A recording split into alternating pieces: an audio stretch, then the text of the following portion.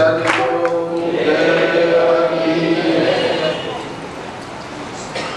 વ્યાસ પૂર્ણિમા, એનું જ નામ કાળાંતરમાં ગુરુ પૂર્ણિમા થયું. આ જગતમાં જે કઈ સાહિત્ય છે તે વેદવ્યાસની અનુકંપાથી પ્રાપ્ત થયેલું છે. ચાહે જળ તમે કૂવામાંથી લાવો, ચાહે સરોવરમાંથી લાવો, ચાહે નદીમાંથી લાવો, પણ એ બધું જેમ આકાશમાંથી વરસે છે એમ વિશ્વભરમાં જ્યાં કોઈ સાહિત્ય છે એ વેદવ્યાસની કૃપાથી છે, વેદવ્યાસની અનુકંપાથી છે. એ ભગવાન વેદવ્યાસ કેવા છે? અચતુર્વદનો બ્રહ્મા. બ્રહ્માને તો 4 મુખ છે, આ વેદવ્યાસને એક જ મુખ છે, છતાં સાક્ષાત બ્રહ્મા છે. દ્વિબાહુરપરો હરિ. ભગવાન વિષ્ણુને વેદ પણ સાક્ષાત વિષ્ણુ છે. અભાલલોચન સંભર. ભગવાન શંકરને 3 નેત્ર છે. વેદવ્યાસને નેત્ર તો 2 છે, પણ સાક્ષાત શંભુ એટલે ભગવાન શંકર જ છે. એ વેદવ્યાસે સૂત્ર ગ્રંથોની રચના કરી, એના ઉપર ભગવાન આદ્ય શંકરાચાર્યએ ભાષ્ય લખ્યા. આ ઋષિ અને આચાર્યોની અનુકંપા એટલી બધી છે, જો તમારો કોઈ પુત્ર કે ભાઈ બંધુ કોઈ અકસ્માતમાં નદીમાં પડ્યો હોય કે સમુદ્રમાં પડ્યો હોય અને એને કોઈ કાઢીને લાવે, જો એને સમુદ્રમાં કે નદીમાં ડૂબતો બચાવે, તો તમને એવું થાય કે આનો ઉપકાર કેવી રીતે વાળવો. જેને ભવસાગરમાંથી બહાર કાઢવાનો માર્ગ બતાવ્યો તે ઋષિ અને આચાર્ય, એમને જે સાહિત્ય આપ્યું કેવળ ભારતમાં નહીં, આમ તો ભારત વર્ષની સીમાઓ બહુ મોટી હતી. એટલો વિકાસ કર્યો હોય તો પછી જોઈશું કોઈક વાર, પણ ભૂમિમાં વિસ્તાર કર્યો કે ધીરે ધીરે આપણો ડાયામીટર ઓછો થતો ગયો. ચંદ્રગુપ્તના સમયનો જરા ભારતનો નકશો જુઓ. બૌદ્ધિક, માનસિક, શારીરિક, અરે ભૂગોળના દૃષ્ટિથી પણ તમારી અવનતિ થઈ કે ધીરે ધીરે તમારો સંકોચ થતો ગયો. હવે સોનિયા વિદેશી છે કે નહીં એ ચર્ચા મારે હમણાં કરવાની નથી, પણ એક કાળે ઇટાલી આપણામાં હતું. જરા ચંદ્રગુપ્તના સમયની સ્થિતિ જોજો. પછી સંકોચ થતો ગયો, સંકોચ થતો ગયો. એટલું જ નહીં, પાકિસ્તાન પણ કપાય. પૂર્વ પાકિસ્તાન, પશ્ચિમ પાકિસ્તાન, લંકા પણ પૃથક થયું, બર્મા પૃથક થયું. ધીરે ધીરે તમારો સંકોચ થતો ગયો.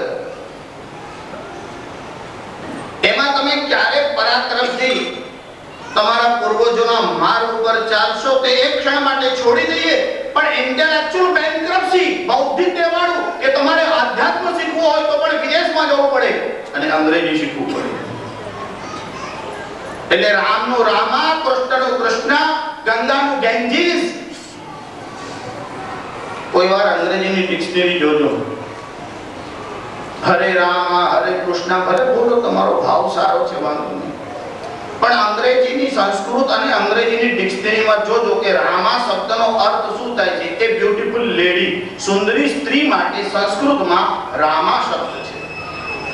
એટલે તમારે બોલવું છે રામ, તમે બોલો છો રામા એટલે સુંદરી. તમારે બોલવું છે કૃષ્ણ, તમે બોલો છો કૃષ્ણ. નદીનું નામ છે તો તમને ખબર હશે, પણ જરા કૃષ્ણ શબ્દનો અર્થ જોજો ડિક્શનરીમાં. એમાં લખ્યું છે દ્રૌપદી. એટલે તમે રામા અને કૃષ્ણ બોલો ત્યારે શું બોલો છો એ તમને ખબર છે ખરી? એવા તો બધા બહુ અપભ્રંશ થયા છે. એટલે કદાચ યુરોપમાં કે ઓસ્ટ્રેલિયામાં જન્મેલો માણસ તત્વમસી એવું બોલે તો ચાલે, પણ ભારત વાળો પણ બોલે એટલે કે તત્વમસી એવું લાગે કે વિદેશમાં રહે છે તેથી આવે છે એવી ખાતરી થાય. એટલે એમના પ્રોનાઉન્સિએશનમાં પણ તત્વમસી,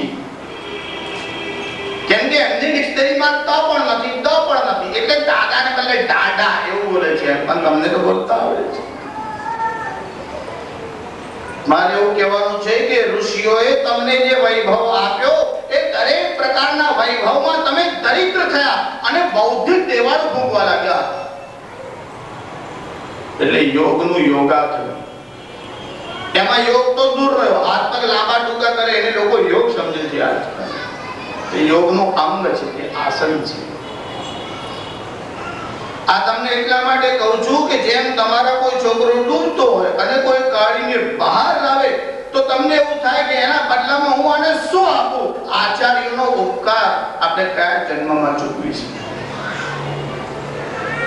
જો બહુ દેવું થાય અને બેંક વાળાનો ત્રાસ વધે તો આપણા મનમાં એમ થાય હવે આમાંથી ઘરે છૂટીએ.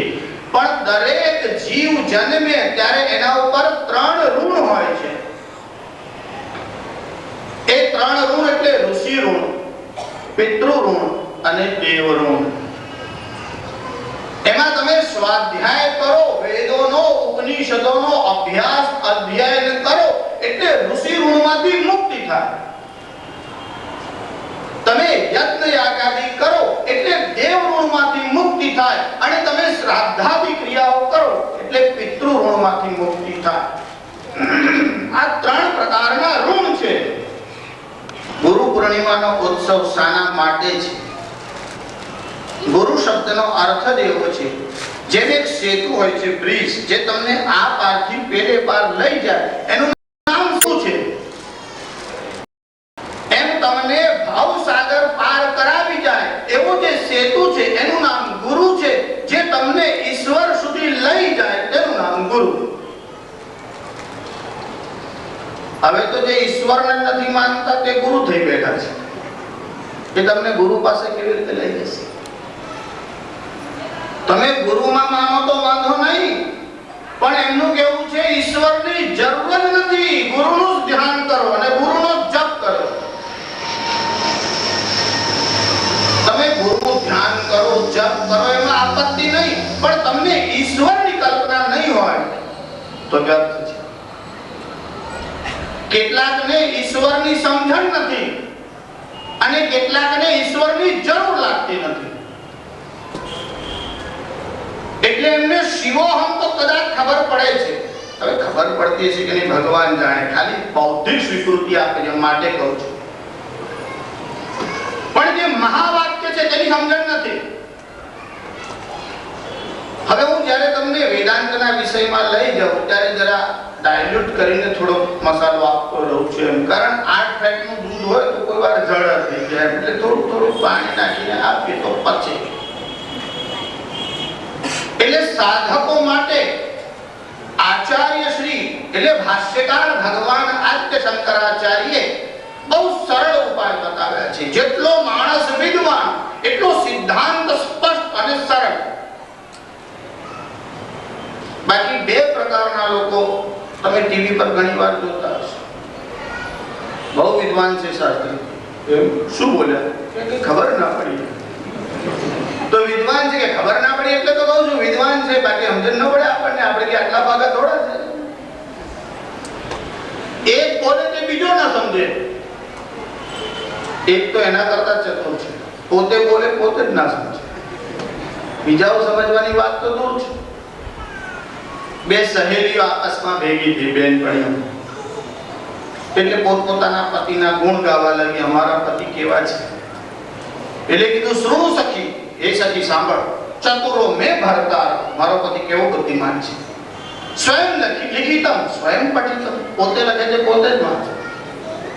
તારે પેલી કહે છે અલમ અલમ, બસ બસ તો મારો પતિ ચતુર. કેમ તો કે સ્વયં લિખિતમ, પોતે જ લખે છે, પોતે જ વાંચી શકતો. આપણે ત્યાં વિદ્વાનોની સ્થિતિ આવી ગઈ છે.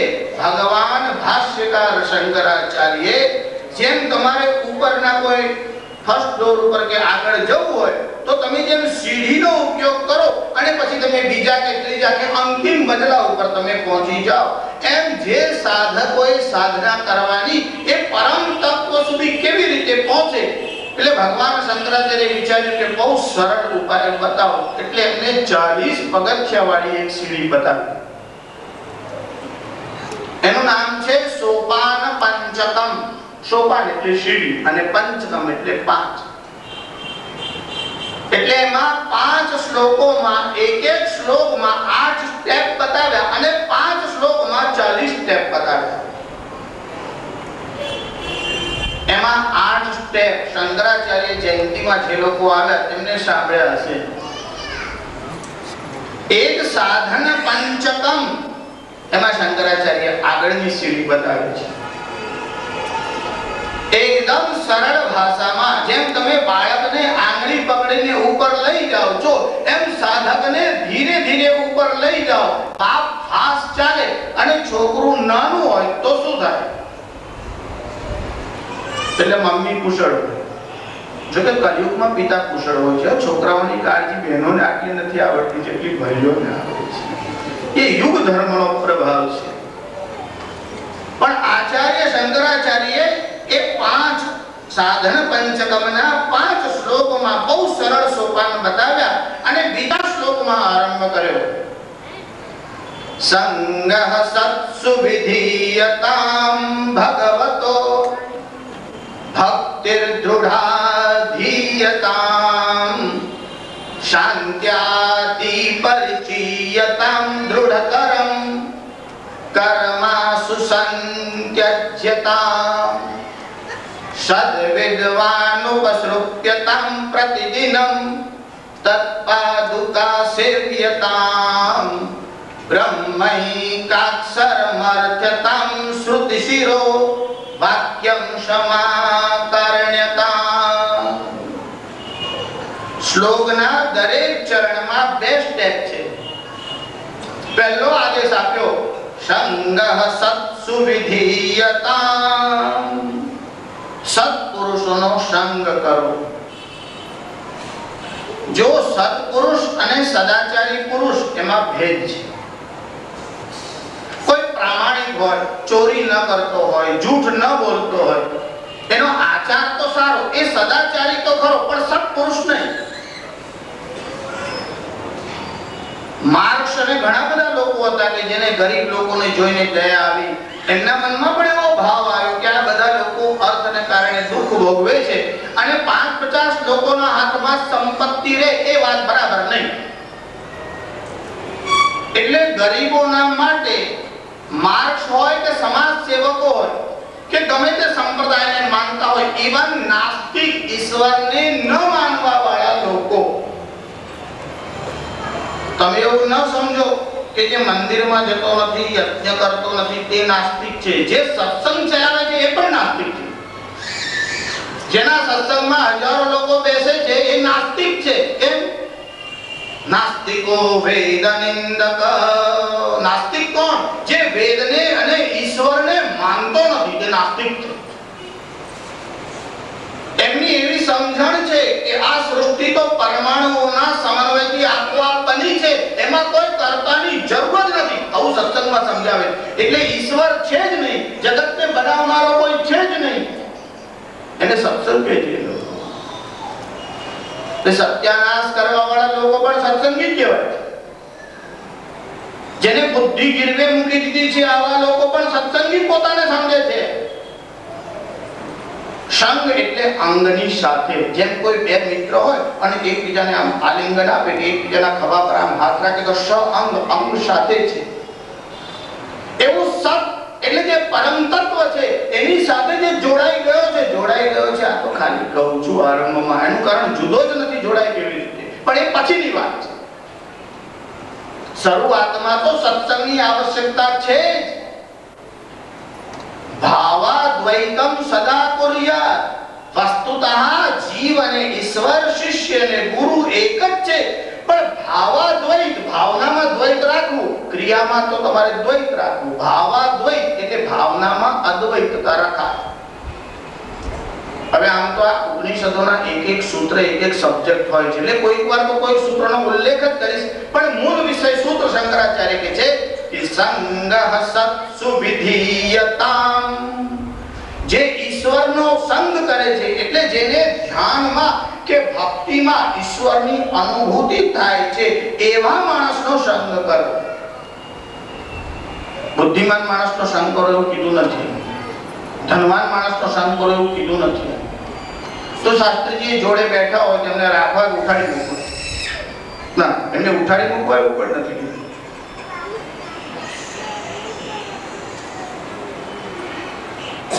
દુસંગમ સર્વદા ત્યજ્ય,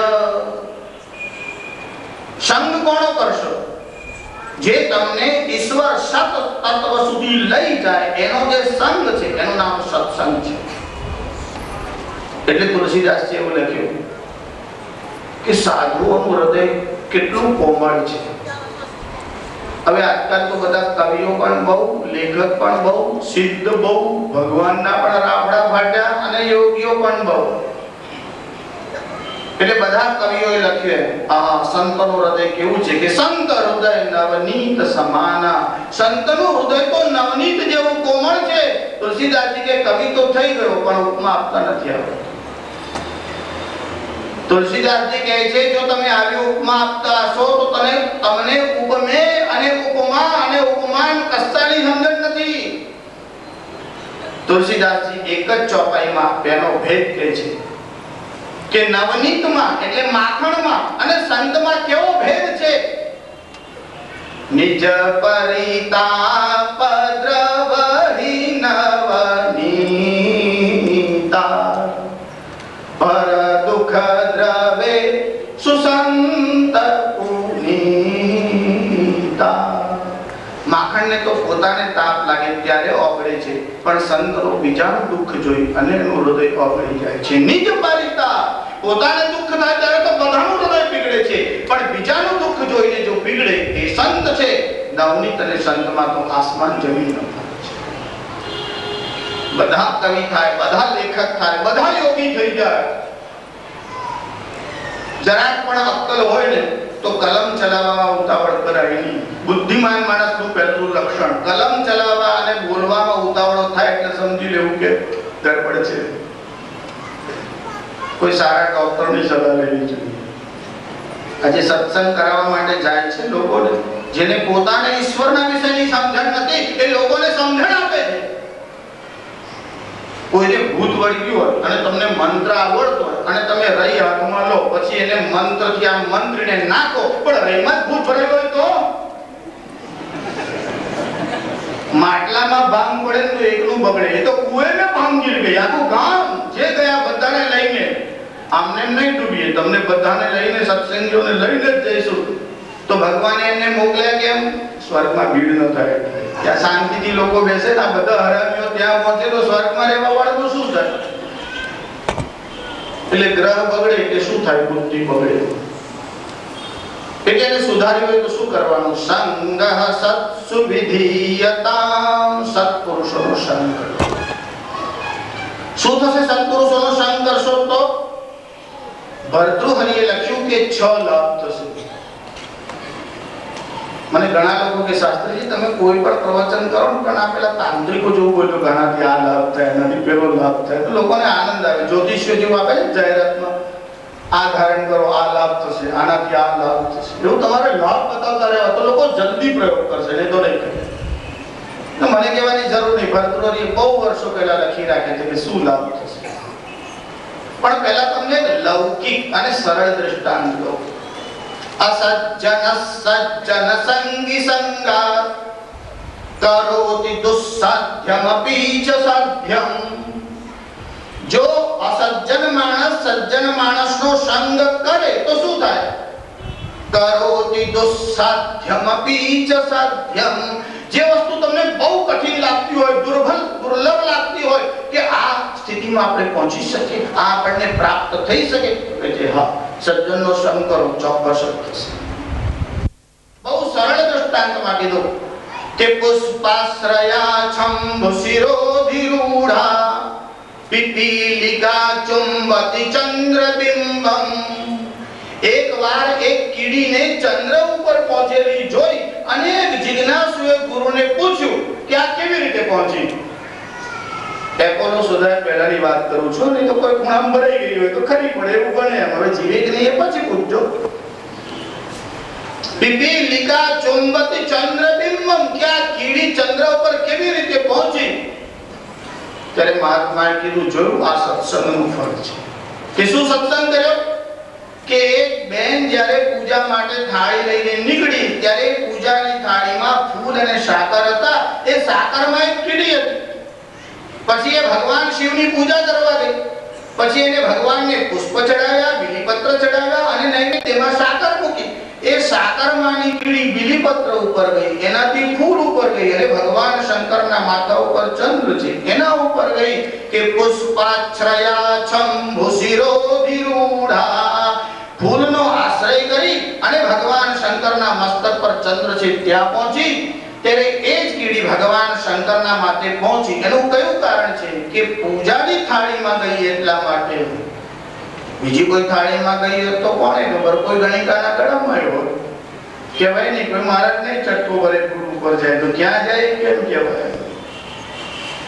ભર્તૃહરિ કહે છે કે જો તમે સત્સંગ કરશો તો પહેલો લાભ છે ચાડિયમ ધિયો હરતિ સિંચતિ વાચિ સત્યમ માનોન્નતિ દિશતિ પાપમ પાકરોતિ ચેત પ્રસાદયતિ દિક્ષુતનોતિ કીર્તિમ સત્સંગતિ કથય કિમ ન કરોતિ પુંસા. જો ભર્તૃહરિએ સતત ચતુષ્ટય એટલે 4 શતક લખ્યા. નીતિ શતક, શ્રૃંગાર શતક, વૈરાગ્ય શતક અને વિજ્ઞાન શતક. એમાં વિજ્ઞાન શતક ભર્તૃહરિનું છે કે નહીં એવો વિદ્વાનોમાં વિવાદ છે. એ હમણાં જરૂરી નથી, પણ ભર્તૃહરિ લખે છે જો ભર્તૃહરિ અદ્વૈત વેદાંતના અને વ્યાકરણના એટલા મોટા જ્ઞાતા છે જેને ભર્તૃ પ્રપંચ અને ભર્તૃહરિના વ્યાકરણનો અભ્યાસ કર્યો હોય એને કલ્પના આવે કે ભર્તૃહરિ કોણ છે. એ નાથ સંપ્રદાયના જે લોકો છે તે ભર્તૃહરિનું ચરિત્ર વાંચે છે. હવે હમણાં ભર્તૃહરિના વિષયમાં બહુ જવું નહીં. ભગવાન આદ્ય શંકરાચાર્યએ જે 40 સ્ટેપ 8 સ્ટેપ એક શ્લોકમાં બતાવ્યા એમાં લખ્યું સત્સંગ કરો. એમને સૂત્ર લખ્યું. ભર્તૃહરિએ તો પહેલા જ આ 6 લાભ લખ્યા છે કે જો તમે સત્સંગ કરશો તો ચાડિયમ ધિયો હરતિ, બુદ્ધિની જડતા હરાઈ જશે. તમે એવું કહો શાસ્ત્રીજી બુદ્ધિની જડતા એટલે શું? સારું, હમણાં બુદ્ધિની જડતા થોડા ક્ષણ માટે ભૂલી જાઓ, પણ બુદ્ધિના ગુણ કયા? કેમ કે વેદાંતના દૃષ્ટિથી તો બુદ્ધિ પણ જડ જ છે. જેમ કોઈ રત્ન પડ્યું હોય એના પાસે રંગીન ફૂલને ફેરવવામાં આવે તો પેલું રત્ન જે છે એ પેલા ફૂલનો રંગ લઈ લે અને એવા રંગનું દેખાય. એ રત્નનો રંગ નથી, પેલા ફૂલનો રંગ છે. એમ બુદ્ધિમાં તમને જે ચેતના દેખાય છે એ પરમ તત્વને લીધે છે. જો એ પરમ તત્વને લીધે એમાં ચેતના દેખાય છે તો એ બુદ્ધિના ગુણ કયા? સીતાજીએ વાલ્મીકી રામાયણમાં જ્યારે હનુમાનજી સીતાની શોધમાં ગયા અને હનુમાનજી સીતાને મળ્યા અને હનુમાનજી જોડેનો સંવાદ થયો ત્યારે સીતાજીએ હનુમાનજી માટે જે પ્રમાણપત્ર આપ્યું છે તે વાંચવા જોઈએ. તમને કોઈ યુનિવર્સિટી વાળો સર્ટિફિકેટ આપે તમે આમ લટકાઈને રાખો છો ને? આપણે ડિગ્રી આપી છે. હા, કેટલી મોટી યુનિવર્સિટી છે. કેટલાક લોકોને યુનિવર્સિટી ડિગ્રી આપી શકે એવું સામર્થ્ય યુનિવર્સિટીનું હોતું નથી. એમને સાક્ષાત ભગવાન પ્રમાણપત્ર આપે. એટલે હનુમાનજીને પ્રમાણપત્ર એકવાર રામજી આપ્યું અને એકવાર સીતાજી આપ્યું. લોકોને ચર્ચા કરવી તો કરવા દો. હનુમાનજી વાનર હતા કે વાનર જાતિના હતા કે પછી આપણે ત્યાં લોકો જેમ નાગ જાતિ જેવી કોઈ વાનર નામની જાતિ હતી. પછી એના પર તો બધા રિસર્ચ સ્કોલરો બહુ લેખ લખે છે કે હનુમાનજીને પૂછડું હતું કે નહીં. આ રિસર્ચનો વિષય છે. રિસર્ચ તો તમારા દાદાને હતું નહીં એ છે કે ઘસાઈ ઘસાઈ તમે થયા છો. કે પુનર્જન્મથી થયા છો, કેવી રીતે થયા છો. હમણાં લામાર્ક ડાર્વિને આ વિષયમાં લખ્યું છે. એનું ખંડન તો બીજા સાયન્ટિસ્ટોએ કર્યું, આપણે કહેવાની જરૂર નથી.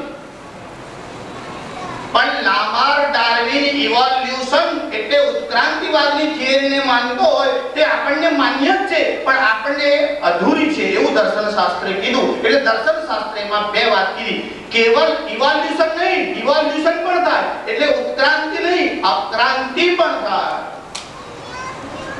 એકવાર પ્રશ્નોત્તરીમાં એક ભાઈએ પૂછ્યું કે શાસ્ત્રીજી વાનર માણસ થાય એવું બની શકે?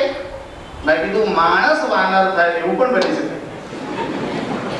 અને એવું તો તમને એટલા માટે કહું છું કે તમે સામે ઊભા છો, તમે વાનર નથી એ તો અઘરું છે. કારણ કે વાનરની પણ વ્યાખ્યા છે. વાનર કોને કહેવાય? તમે બુદ્ધિ અનુસાર ચાલો છો કે નહીં? હા શાસ્ત્રીજી અમે ભણેલા છે, સાયન્સ ને માનીએ છે, લોજિક ભણ્યા, સાયકોલોજી ભણ્યા. એ તમે બધું ભણ્યા, પણ અધ્યાત્મ શાસ્ત્ર ભણ્યા? શાસ્ત્રી એમાં કઈ હજુ સુધી જરૂર લાગી નથી. અડધી ઉંમર થાય પછી આ હમણાંથી ભણીને કામ શું છે? મતયો યત્ર ગચ્છન્તિ તત્ર ગચ્છન્તિ તે વાનરાઃ. કેવળ બુદ્ધિ અનુસાર ચાલે એનું નામ વાનર છે. તમે એમ ના સમજો કે વાનરને બુદ્ધિ નથી. એ પણ ફળ હોય ત્યાં જાય છે અને લાકડી જોડે તો ભાગી જાય છે, એને પણ સમજણ પડે છે. કેવળ બુદ્ધિ અનુસાર ચાલે એનું નામ વાનર છે. પણ શાસ્ત્રાણી યત્ર ગચ્છન્તિ તત્ર ગચ્છન્તિ તે નરાઃ. જે શાસ્ત્રના આદેશ પ્રમાણે ચાલે એનું નામ નર છે. હવે રામજીને પૂછ્યું, હનુમાનજી નર છે કે વાનર છે? રામજીએ કીધું પુરુષોત્તમ છે. વાલ્મીકી રામાયણમાં એવું વર્ણન આવે છે. હવે હમણાં હનુમાનજીને બોલતો બેસું ને ભાઈ તો 4 દિવસ પાર ના આવે. મારે તો તમને સત્સંગની વાત કહેવાની છે. સત્સંગનું તમને એટલા માટે કહું છું કે જ્યારે સીતાજીની પાસે હનુમાનજી ગયા, એમનો વિનય, એમનું પરાક્રમ, એમની બુદ્ધિમત્તા, સીતાજીનું હૃદય એકદમ ભરાઈ આવ્યું. અને સીતાજી આવું બોલ્યા છે કે બુદ્ધિયા હષ્ટાંગયા યુક્તમ. બુદ્ધિના 8 ગુણ છે. આવું આજ સુધી તો મેં શાસ્ત્રમાં સાંભળ્યું છે, પણ આજે જોયું કે આનામાં બુદ્ધિના 8 ગુણ છે. એ ક્યારે ખીલે છે? ખાતર ન નાખો, પાણી ન નાખો તો ફૂલ ખીલતા નથી, અને બુદ્ધિ ખીલશે. એટલે શંકરાચાર્ય રસ્તો બતાવ્યો. સંગઃ સત્સુ વિધીયતામ ભગવતો. સત્સંગ કરશો તો આ બુદ્ધિની જેમ કમલની પાંખડીઓ ખીલે છે, એમ આ બુદ્ધિના 8 ગુણ છે. બુદ્ધિયા યષ્ટાંગયા યુક્તમ. એ કયા કયા છે? શુશ્રૂષાણં ચૈવ ગ્રહણં ધારણં તથા ઉહાપોહર્થ વિજ્ઞાનમ તત્વજ્ઞાનં ચ ધીગુણઃ. આ બુદ્ધિના 8 ગુણ છે. શુશ્રૂષા પહેલો ગુણ છે શુશ્રૂષા. શુશ્રૂષા શબ્દના પાછળ 3 અર્થ છે. બધા અર્થ બોલાય જ નહીં. ટ્રેનમાં બારી ખુલ્લી હોય પણ બધા સ્ટેશને ઊભી ના રાખાય. કોઈ તો ખાલી બોર્ડ જ વાંચી લેવાનું, ટ્રેન તો ચાલે. બધા બોલતા બેસી તો આપણે એક શ્લોક, એક ચરણ પણ પૂરું ન થાય. પણ એક અર્થ શુશ્રૂષાનો છે, સેવા કરવી, અને બીજો અર્થ છે સાંભળવાની ઈચ્છા. એટલે બીજા વિદ્વાનોએ કીધું કે એમાં બીજો ગુણ એવો લખ્યો છે કે શ્રવણમ એટલે સાંભળવું. એટલે શુશ્રૂષા શબ્દનો અર્થ સેવા હોવી જોઈએ. ત્યારે બીજા વિદ્વાનોએ કીધું ના, સાંભળવાની ઈચ્છા થાય પછી શ્રવણ થાય છે, પહેલા નહીં. એટલે સાંભળવાની ઈચ્છા પણ યોગ્ય જ અર્થ છે. સારું, આપણને બંને અર્થ માન્ય છે. કારણ જેને સાંભળવાની ઈચ્છા થશે એને સેવા કરવાની ઈચ્છા થશે. સાંભળે જ નહીં તો સેવા કોણ કરશે? શુશ્રૂષા શ્રવણં ચૈવ. શાસ્ત્રીજી અમે બધું બહુ શ્રવણ કરીએ, કેટલા વર્ષ થયા તમારા કરતા, તમારા જન્મ પહેલાથી અમે તો સત્સંગ કરીએ. એટલે અખા એવું લખ્યું કે કથા સાંભળી ફૂટ્યા કાન, અખા કોઈ ના આવ્યું બ્રહ્મ જ્ઞાન. આંધળો સસરો બહેરી બહુ, કથા સાંભળવા ચાલ્યા સૌ. કયું કશું ને સાંભળ્યું કશું, આંખનું કાંજળ કાલે ઘસ્યું. શ્રવણ એટલે તમે ખાલી કાન ખુલ્લા રાખ્યા એનું નામ શ્રવણ નથી. બુદ્ધિના બધા અંગ નહીં, એકાદ ગુણ હોય તો પણ બહુ શ્રવણ. તમારું કોન્સન્ટ્રેશન એવું હોય જેમ પગલાનું હોય છે. સ્કૂલમાં બધા જ વિદ્યાર્થીઓ ભણાવે, ભણાવનાર શિક્ષક તો એક જ છે. એ શિક્ષક, એ ક્લાસરૂમ, એ સાંભળે છે બધા પણ સમજે કેટલા? અને શ્રવણ શબ્દનો એક અર્થ થાય સાંભળવું, પણ એની વ્યાખ્યામાં ટીકાકારે લખ્યું કે તાત્પર્ય ગ્રહણ કરવું, એનું નામ શ્રવણ છે.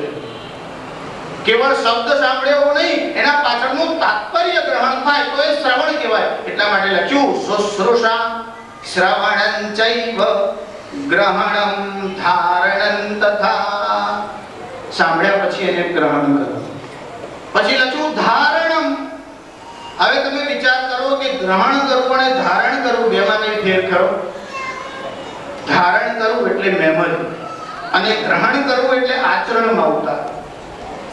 નહીતર કેટલાક સુકવત ભાષણ કુર્યા, પોપટની જેમ બોલતા શીખે, અહીંયા જે સાંભળી જાય દ્રષ્ટાંત ઘેર લઈ લે. તો કોઈ વાર તો આ તો મારું સાંભળ્યું છે, પણ સાંભળ્યું ખરું, ધારણમ ખરું, પણ ગ્રહણમ નહીં. શુશ્રુષા શ્રવણં ચૈવ ગ્રહણં ધારણં તથા ઉહાપોહોર્થ વિજ્ઞાનમ. ઉહ એટલે તર્ક વિતર્ક અને અપોહ એટલે સિદ્ધાંતનો નિશ્ચય. તમે બહુ તર્ક કર્યો, બહુ વિતર્ક કર્યો, પણ સિદ્ધાંત મનમાં હજુ ઠસતો નથી. ઉહાપોહોર્થ વિજ્ઞાનમ તત્વજ્ઞાનં ચ ધીમુના. જો તમે સત્સંગ કરશો તો પહેલું ફળ મળશે કે જાડિયમ ધિયો હરતિ સિંચતિ વાચિ સત્યમ. સત્ય માટે પ્રેમ થશે. માનોન્નતિ, સત્સંગને કારણે તમારું માન વધશે, તમારી ઉન્નતિ થશે, ડેવલપમેન્ટ થશે. શાસ્ત્રીજી સત્સંગ ના કરીને દાન કરીએ, સત્કાર્ય કરીએ, દવાખાના ખોલીએ, ગરીબોને કપડા, એ તો બીજા જન્મમાં ધનવાન થશો, પણ બેંગોલિયન ચાઇલ્ડ થશો. બુદ્ધિનો વિકાસ નહીં થાય, ધન મળશે. જન્મશો લાખપતિની ત્યાં, કરોડપતિની ત્યાં, બુદ્ધિ હોય મગજ નહીં ચાલે. મન અને બુદ્ધિનો વિકાસ છે એ તો સત્સંગથી જ થઈ શકે છે. પણ શાસ્ત્રીજી દાન પુણ્ય ના કરી અને ખાલી સત્સંગ કરતા રહીએ તો બધા લાભ થશે. તો શાસ્ત્રીજી સંપત્તિ મળે કે નહીં? તો સત્સંગ કાચો. સત્સંગ કરો તો સંપત્તિ મળે, પણ સત્સંગ એ જ જેની સંપત્તિ છે એ સાચો ધણી છે. બીજું બધું ધન તો પાછળ પાછળ આવશે. બળદલાવ બધી બગડી ખરીદવાની જરૂર નહીં, એટલે જોડે આવશે. જાડ્યમ ધિયો હરતિ સિંચતિ વાચિ સત્યમ. પહેલો આદેશ ભગવાન આદિ શંકરાચાર્ય આપ્યો કે સત્પુરુષોનો સંગ કરો. સંગ સત્સુ વિધીયતામ ભગવતો ભક્તિર દૃઢાધીયતામ. બીજું સૂત્ર કહે છે ભગવતો એટલે ભગવાનની, ભક્તિર દૃઢાધીયતામ ભગવાનની દૃઢ ભક્તિ કરો.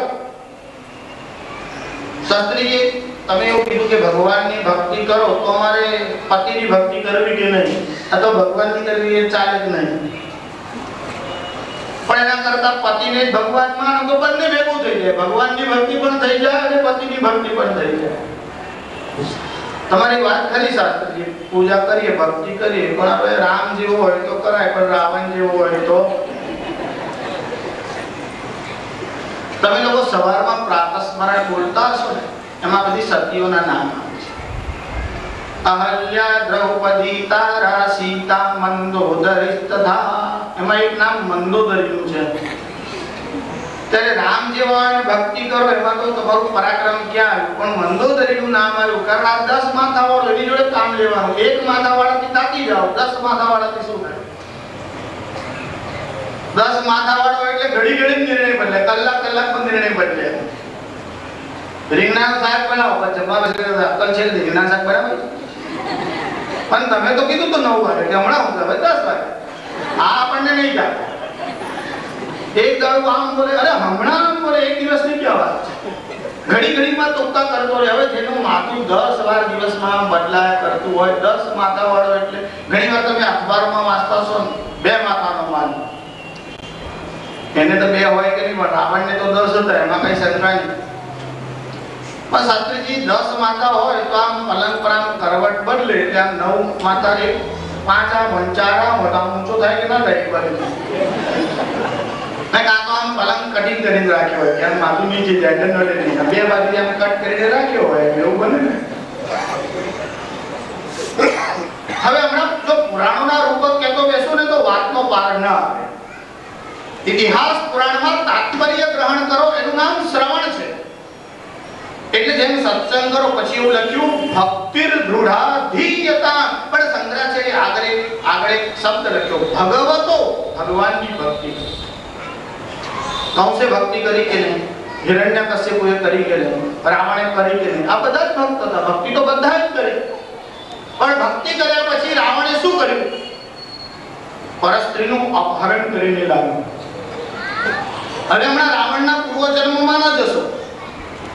એટલે ભગવાન આદ્ય શંકરાચાર્ય લખ્યું સત્સંગ કરો અને પછી લખ્યું ભક્તિ કરો. એનું કારણ સત્સંગ કર્યા વગર ભક્તિ કરશો તો કોની કરવાની અને કેવી રીતે કરવાની આની સમજણ નહીં આવે. ભગવતો, ભગવાનની ભક્તિ કરો. પણ શાસ્ત્રીજી એમાં આપત્તિ તો ખરી, ચાર ગાડાઓ કોઈને ઉપાડીને એમ કે આ ભગવાન છે. કારણ આજકાલ તો કોઈ મામા ભગવાન, કાકા ભગવાન, દાદા ભગવાન, ફુવા ભગવાન, બધા બહુ ભગવાન છે.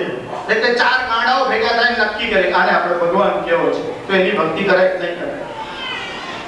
એટલા માટે પહેલા સત્સંગ કરવાનો કે ભગવાન કોણ એની સમજણ આવે. હવે હમણાં ભગવાન કોને કહેવાય હું તમને દરેક પ્રવચનોમાં કહું છું, એટલે પુનરાવર્તન કરતો નથી. પણ ભગવાનની ભક્તિ કરો, તમે ગુરુ ભક્તિ કરો, પતિ ભક્તિ કરો, માતૃ ભક્તિ, પિતૃ ભક્તિ અને રાષ્ટ્ર ભક્તિ, આટલી બધી ભક્તિ આવશ્યક છે. પણ ભગવાનની ભક્તિ કરવાની હોય તો અન્ડરસ્ટેન્ડિંગ જોઈએ, સમજણ જોઈએ. એટલે સમજણપૂર્વક કરો. ભક્તિ એટલે કેવળ ક્રિયાનું નામ ભક્તિ નથી. તમે ફૂલ અને ચોખા ચડાવો કે કોઈ મૂર્ખ પણ ચડાવી શકે. કોણી ભક્તિ કરવાની, કોણો જપ કરવાનો આટલી સમજણ તો જોઈએ. એટલે યુધિષ્ઠિરે ભીષ્મ પિતામહને પૂછ્યું કિમ જપન મોચ્યતે જંતો, મનુષ્ય કોણો જપ કરવાથી મુક્ત થાય છે? નહીં તો તમે ગમે તેનું નામ બોલો, જબરદસ્ત બોલ્યા કરો. આ તો સૂત્ર છે વ્યાકરણનું, એ તો કદાચ લાભ કરશે. બાકી તમે ગમે તેનો જપ કરો એટલે કોકા કોલાની માળા ફેરવો તમને કે લાભ થાય? બોલ્યા કરો કોકા કોલા, એમાં તમારે જે બોલવું એ બોલે. જરા સોસ પડે એવો લાભ થાય, બીજો કોઈ લાભ થાય નહીં. એવું બધા બહુ પાગલો છે દુનિયામાં. ભક્તિ કરવાની હોય તો ભગવાનની થાય એક વાત, અને બીજી વાત કે ભક્તિ અને ભક્ત કોને કહેવાય? તમને બધાને ખબર છે ને, વિભક્ત એટલે જુદો અને ભક્ત એટલે જોડાયેલો. જે ઈશ્વર સાથે જોડાઈ જાય. હવે તમે કહો શાસ્ત્રીજી મિત્ર સાથે, પત્ની સાથે, બોસ સાથે બધા જોડાઈ જાય, પણ હવે ભગવાન જોડે જોડાવા તો મારે જવું ક્યાં? એડ્રેસ તો આપો. એકવાર એક ભાઈ રામકૃષ્ણ પરમહંસ પાસે, પછી રામકૃષ્ણને આમ સીધું જ પૂછી રાખ્યું તમે ભગવાનને જોયા છે? હવે આજકાલ બધા લોકો આવો પ્રશ્ન પૂછવા લાગે છે. જ્યારે વિવેકાનંદે પૂછ્યો ત્યાં સુધી તો જિજ્ઞાસાથી અંદરથી આવેલો હતો. હવે તો આ બધા જ ઉપરથી ખોપડીમાં નાખીને જેની પાસે જાય બધા પૂછે ભગવાનને જોયો? એકવાર તો એક મહોદય મને કે શાસ્ત્રીજી તમે સત્ય જોયું છે? ના, અસત્ય જોઈ રહ્યો છું. કારણ કે સત્ય તો દેખાય જ નહીં, એ ચક્ષુનો વિષય નથી. હવે હમણાં એ પરિભાષામાં ન જાઓ વેદાંત, પણ રામકૃષ્ણ પરમહંસને પેલા ભાઈએ કીધું કે તમે ભગવાનને જોયા છે? અમે એવું સાંભળ્યું છે કે તમને મહાકાલી સાક્ષાત દર્શન આપે છે. રામકૃષ્ણ કીધું કે હા. તો કે એક કામ કરો, હવે જ્યારે મહાકાલીના તમને દર્શન થાય તો તારા મારું એડ્રેસ આપી દેશે. બધું જ હરામવું જોઈએ આપણને. ઈશ્વર પણ આરાધના કર્યા વગર જોઈએ, ભક્તિને તપ કર્યા વગર જોઈએ. એટલે જેમ પેલા પરીક્ષા આવે ને ત્યારે વિદ્યાર્થીઓ શોધી લાવે હિન્દી 2 દિનો, 2 દિવસમાં હિન્દી આવડી જાય. એમ રાજયોગ શ્રી 7 दिन में એમ કોના દર્શન કરાવશો? મેઘરાજના? પંચત્વંગતા એ તો પાછા છે જ નહીં, પણ એના ફોટા વધુ રાખ્યા છે. કેટલાક કાર્ટૂનો જેવા તમારે મ્યુઝિયમમાં જવું પડે, ને કેટલાક કાર્ટૂન તો તમને ટીવી પર આમ જ દેખાઈ જાય. કોઈ જગ્યાએ શોધવાની જરૂર નહીં, ઘેર બેઠા મ્યુઝિયમમાં તો તમારે સામે ચાલીને જવું પડે. ભક્તિર દૃઢાધીયતામ, ભગવાનની જોડે જો તમારે સંગ કરવાનો હોય તો પહેલા ભગવાનનો પરિચય જોઈએ. હવે ભગવાનનો પરિચય તમને કેવી રીતે થાય? તો કહે છે કે સંતો દ્વારા થાય, આચાર્યો દ્વારા થાય અને ઋષિઓ દ્વારા થાય. ગુરુ પૂર્ણિમા, વ્યાસ પૂર્ણિમા, સંતોની પૂજા, સંતોના ચરણની સેવા, ગુરુના ચરણની સેવા, એ બધા પાછળનો મૂળ ભાવ તો આ જ છે કે ઈશ્વરનો પરિચય કરાવનાર હોય એવા સંતની જો તમે સેવા કરો તો એ સાર્થક છે. પણ તમે સંત સિવાય કોઈની સેવા કરશો તો એ નિરર્થક છે એવું નથી. તમે કોઈ ગરીબની સેવા કરો તો પુણ્ય મળશે, સ્વર્ગ મળશે, બીજા જન્મમાં લાભ થશે. પરમ તત્વનો લાભ ન થાય. સાધારણ સેવાનું, સાધારણ પુરુષોની જો સેવા કરો એનું ફળ સાધારણ છે. અસાધારણ પુરુષોના ફળની સેવાનું ફળ પણ અસાધારણ છે. એટલે કીધું સંગઃ સત્સુ વિધીયતામ ભગવતો ભક્તિર દૃઢાધીયતામ. જો તમે કોઈ સંતની સેવા કરો તો તમને આશીર્વાદ મળે અને માર્ગદર્શન મળે. એ તમારા પર પ્રસન્ન થાય અને તમારા દુઃખનો આધિ વ્યાધિ અને ઉપાધિનો નાશ થાય. પણ ભગવાનનો સ્વભાવ કેવો છે? અહૈતુક દયા સિંધો. જગતનો કોઈ પણ જીવ તમારાથી ગમે તેટલો પ્રેમ રાખતો હોય પણ કોઈક વાર થોડો આગો પાછો થાય એવું બને. વેદાંતમાં એક સુંદર દૃષ્ટાંત આપ્યું કે એકવાર પૂર આવ્યું ત્યારે એક વાંદરી એના બચ્ચાને લઈ અને ઉપર મંદિરના શિખર ઉપર ચડી ગઈ. પછી પાણી ધીરે ધીરે વધવા લાગ્યું અને આ વાંદરીના ખોળામાં બચ્ચું હતું, ત્યાં પાણી આવ્યું એટલે વાંદરીએ બચ્ચાને આમ ઊંચું કર્યું. પછી પાણીની સપાટી વધી એટલે વાંદરીએ બચ્ચાને આમ ખભા ઉપર બેસાડ્યું.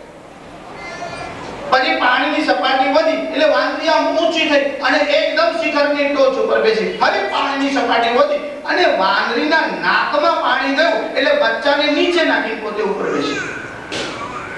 સંસારના બધા જીવો પોતાની રક્ષા થાય ત્યાં સુધી તમારી રક્ષા કરે, પણ એમના પ્રાણ ઉપર આપત્તિ આવે ત્યારે બધું ભૂલી જવાય. ત્યારે મમતા પણ ચાલી જાય અને મોહ પણ ચાલી જાય. એ સંસારના જીવોનો સ્વભાવ છે. ભગવાનનો સ્વભાવ કેવો છે? તમે બધાનો કોઈ બહુ વાર રામાયણ સાંભળ્યું છે, ભાગવતજીનું અધ્યયન કર્યું છે, શ્રવણ કર્યું છે. ભગવાન કરુણાવાન છે. આ ભગવાન કેવા છે? કરુણા પારાવારા કરુણાલય ગંભીરા નારાયણ નારાયણ જય ગોવિંદ હરે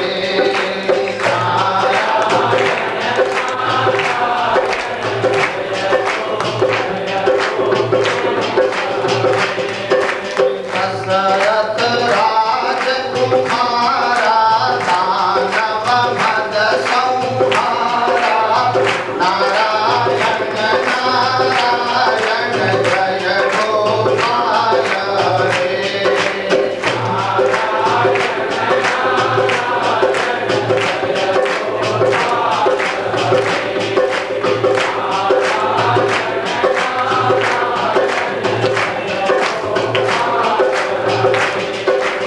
અનનીરદ સંદાસા કલિ કલ્મસનાસા નારાયણ નારાયણ જય ગોવિંદ હરે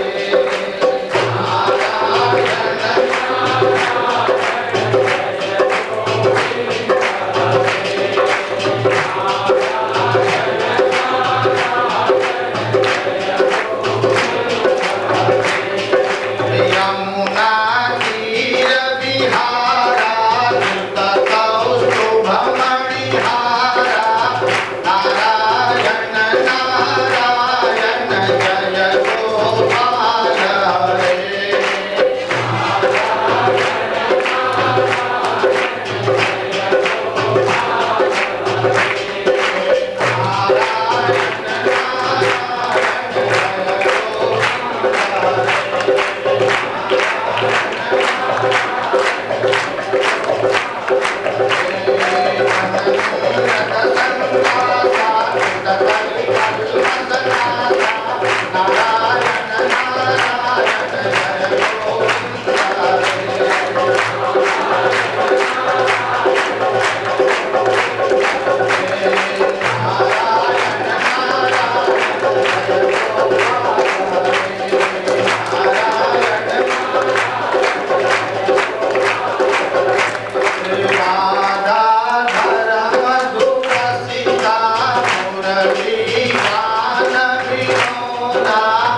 નારાયણ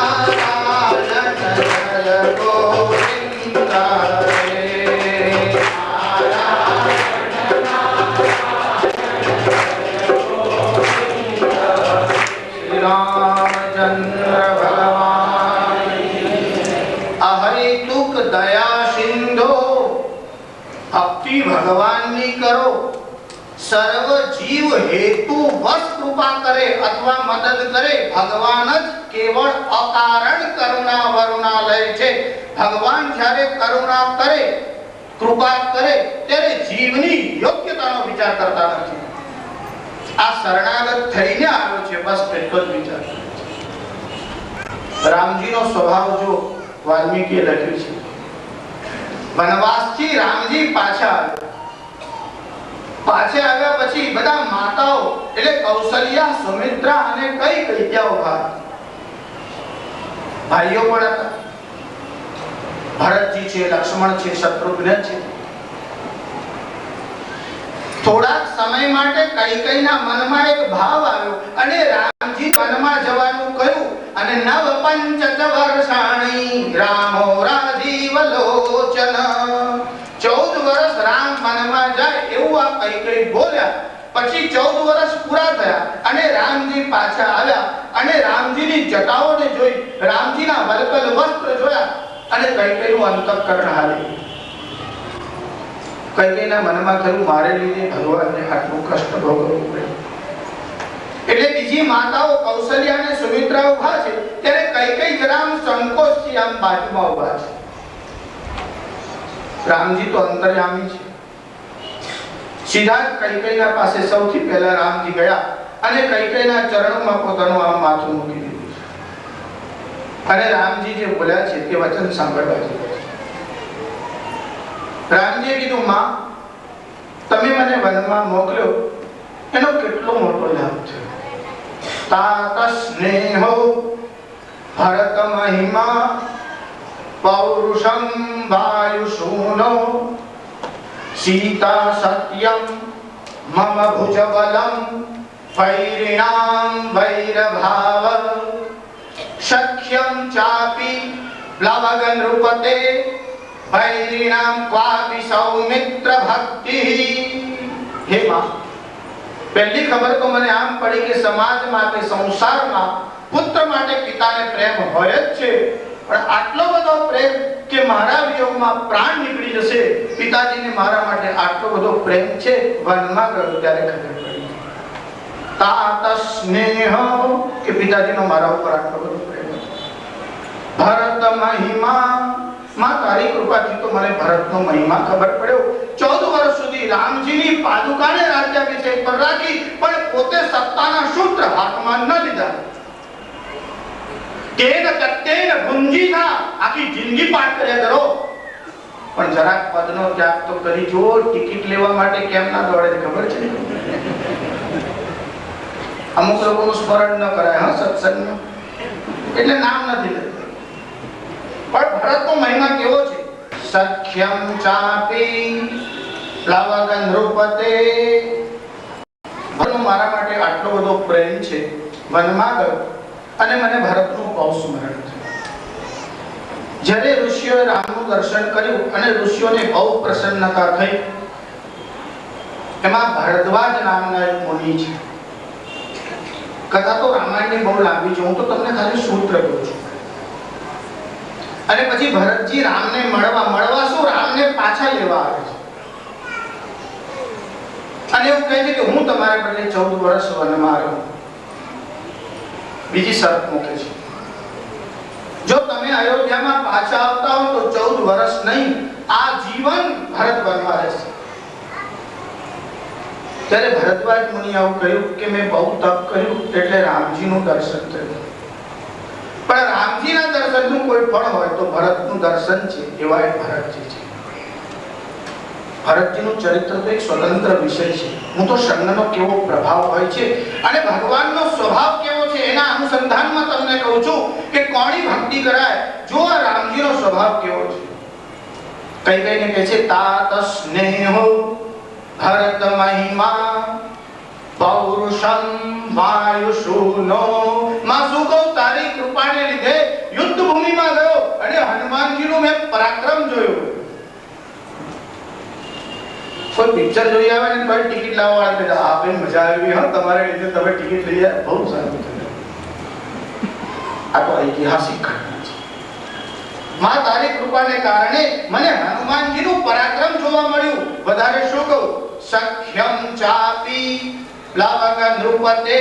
જો હું અયોધ્યામાં બેસી રહે તો મને સુગ્રીવ જેવો મિત્ર ન મળે, પણ હું અયોધ્યાની બહાર ગયો અને જ્યારે કિષ્કિંધાની સીમાઓની બહાર વાલીનો વધ કર્યો એના પહેલા સુગ્રીવ જોડે મૈત્રી થઈ. માં તારી કૃપાને કારણે મને સુગ્રીવ જેવો મિત્ર મળ્યો. સખ્યમ ચાપી પ્લવગ નૃપતે ક્વાપી સૌમિત્ર ભક્તિ. રામનું હૃદય તો ભરાઈ ગયું, પણ રામની આંખોમાંથી એકદમ અશ્રુ આવ્યા અને લક્ષ્મણનું નામ બોલ્યા કે માં શું કહું, ક્વાપી સૌમિત્ર ભક્તિ. લક્ષ્મણની કેવી ભક્તિ છે એ મને વનમાં જોવા માટે લાગી. માં હું તો સૂઈ જતો હતો પણ લક્ષ્મણ જાગતો હતો. માં હું તો ખાતો હતો, લક્ષ્મણને મેં ખાતા જોયો. આ લક્ષ્મણની જે ભક્તિ છે એ તારી કૃપાથી મને જોવા મળી કે ક્વાપી સૌમિત્ર ભક્તિ. સીતા સત્યમ. માં સીતાના વિષયમાં વધારે શું કહેવું? કદાચ સીતાની જગ્યાએ કોઈ પણ સ્ત્રી હોત તો એનો પ્રાણ નીકળી શકે, પણ સીતાનો પ્રાણ ન નીકળ્યો તેમાં પણ એક જુદું કારણ છે. જે સીતાના વિષયમાં કીધું એવું જ ગોપીઓના વિષયમાં કહ્યું. ભગવાને ગોપીઓને કીધું કે તમારો આટલો બધો પ્રેમ જો મારા માટે છે તો મારા વિરહમાં તમારો પ્રાણ કેમ નીકળી જતો નથી? ત્યારે ગોપીએ કીધું એ તો તમે ચોરી લીધો છે, અને જે વસ્તુ સેફ ડિપોઝિટ વોલ્ટમાં હોય એને કોઈ ચોરી ના શકે. હવે અમારો પ્રાણ તમારા હૃદયમાં છે, અમારું મન તમારા હૃદયમાં છે, પણ મૃત્યુ શું, મૃત્યુના અધિષ્ઠાતા દેવ યમની પણ તાકાત નથી કે તમારા હૃદયમાં પ્રવેશ કરી શકે. તમને તો એ ત્યારે લેવા આવે છે જ્યારે તમે ઓર્ડર કરો છો.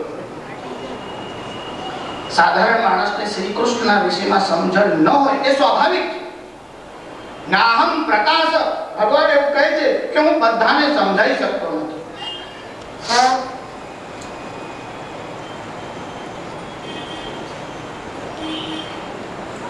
ભગવાન એવું કહે છે યોગ માયાને કારણે મૂળ થયેલા ચિત્ત વાળાઓ મને ઓળખી શકતા નથી. રામજી આવી રીતે બોલ્યા છે, કઈ કઈને પ્રણામ કર્યા અને બોલ્યા છે માં શું કહું, સીતા સત્યમ મમ ભુજ બલમ. માં તો ઘોડે સવારી કરી, વિશ્વામિત્ર પાસે બધા શસ્ત્રો શીખ્યા, પણ મારી ભુજાઓમાં આટલું બધું બળ છે એ તો હું જ્યારે રાવણ જોડે લડ્યો ત્યારે ખબર પડી કે જેને આટલું મોટું વરદાન ભગવાન શિવે આપ્યું, 10 માથા અને 20 ભુજાઓ વાળા રાવણને હું મારી શક્યો. માં સંસારમાં મારી કીર્તિ થઈ તારે કારણે. કહે છે સીતા સત્યમ મમ ભુજ બલમ વૈરિણામ વૈરભાવ જ્ઞાતમ સર્વમ તવ ચરણયોર માતરેશ પ્રસાદ. મારે તારા ચરણોનો પ્રસાદ છે, આ બધું મને તારી કૃપાથી મળ્યું. આખા સંસારના ઉપર કૃપા વરસાવનાર કઈ કઈને કહે છે તારી કૃપાથી મને આ બધું મળ્યું છે. અપર માતા સાથે નહીં, મિત્ર સાથે નહીં, શત્રુ સાથે પણ જેનો આવો વ્યવહાર છે. વિભીષણે જ્યારે રાવણનો વધ થયો અને કીધું કે આના અગ્નિ સંસ્કાર કર્મ કર, ત્યારે વિભીષણે કીધું જેને હરિયાનહુ સીતા જગદંબા, જગતની માં સીતાજીનું હરણ કર્યું, આવો કામી અને લંપટ માણસ એનો અગ્નિ સંસ્કાર કરવાની મારી ઈચ્છા હતી. અને ત્યારે રામજી કીધું વિભીષણ મરણાંતાનિ વૈરાણિ નિર્વૃત્તમ ન પ્રયોજનમ. મરણના અંતે વેરનો ભાવ ન હોય. જો તું અગ્નિ સંસ્કાર નહીં કરે તો હું આનો અગ્નિ સંસ્કાર કરીશ. અને વિભીષણે રાવણનો અગ્નિ સંસ્કાર કર્યો. અને જેને શત્રુ સાથે પણ આવો સદવ્યવહાર કર્યો તે રામ. અને એનું મંદિર બને કે નહીં તે પેલા હરામીઓ પાર્લામેન્ટમાં બેસીને નક્કી કરશે. જેને સગા પાપ માટે કે રાષ્ટ્ર માટે પણ પ્રેમ નહીં એવા હરામી લોકોના હાથમાં નિર્ણય આપશો તમે કે લોકો નક્કી કરશે જેનું 5 વર્ષનું આયુષ્ય છે. જેને ધર્મ કરતા, પરિવાર કરતા, રાષ્ટ્ર કરતા, સત્તા માટે પ્રેમ છે એવા હરામીઓ નિર્ણય કરશે કે આ ભારત દેશની જનતા નિર્ણય કરશે કે રામનું મંદિર બનશે કે નહીં તે. એટલે કોઈ પણ પાર્ટી હોય, કોઈ પણ પક્ષ હોય, આ કામ જનતાનું છે, હિન્દુઓનું છે, ભારતમાં રહેતા પ્રત્યેક વ્યક્તિનું છે અને તે અમે કરીને જઈશું. સત્તાવાળા લોકો જોડે અમારે કોઈ સ્નાન સૂતક નથી, જેને બેસવું હોય તે બેસે, જેના ભાગ્યમાં હશે તે આ યશ લેશે. કોની ભક્તિ કરવાની આટલી પણ સમજણ નહીં. એટલે ભગવાન આદિ શંકરાચાર્ય લખ્યું ભક્તિર દૃઢા ધીયતામ શાંત્યાદિ પરિચીયતામ દૃઢતરમ કર્માસુ સંત્યજ્યતામ. શાંત્યાદિ પરિચીયતામ, જો શાંત્યાદિ એટલે એમાં એટસેટ્રા શબ્દ છે.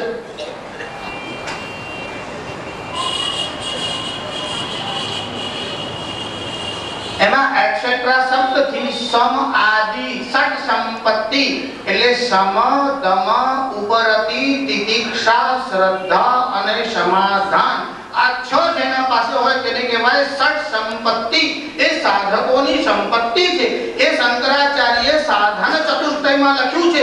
અહીંયા એક સૂત્રથી લખ્યું શાંત્યાદિ પરિચીયતામ. શાંત્યાદિ એટલે સમ વગેરે, સમ દમ. સમ એટલે શું? કંટ્રોલ ઓફ માઇન્ડ, મન ઉપર તમારો જે સંયમ થાય એનું નામ સમ છે. દમકઃ, ભગવાન આદ્ય શંકરાચાર્યે જે પ્રકરણ ગ્રંથો લખ્યા એમાં આ બધી વ્યાખ્યાઓ લખી છે. એમાં એમને તત્વબોધ લખ્યું. તેમાં એવો પ્રશ્ન ઉઠાવ્યો કે દમકઃ, દમ કોને કહેવાય? ચક્ષુરાદિ બાહ્યેન્દ્રિય નિગ્રહ દમઃ. ચક્ષુ વગેરે બાહ્ય ઇન્દ્રિયનો નિગ્રહ એનું નામ દમ. જો પહેલા શબ્દ છે સમ એટલે કંટ્રોલ ઓફ માઇન્ડ, એ તમને ખબર કેવી રીતે પડે?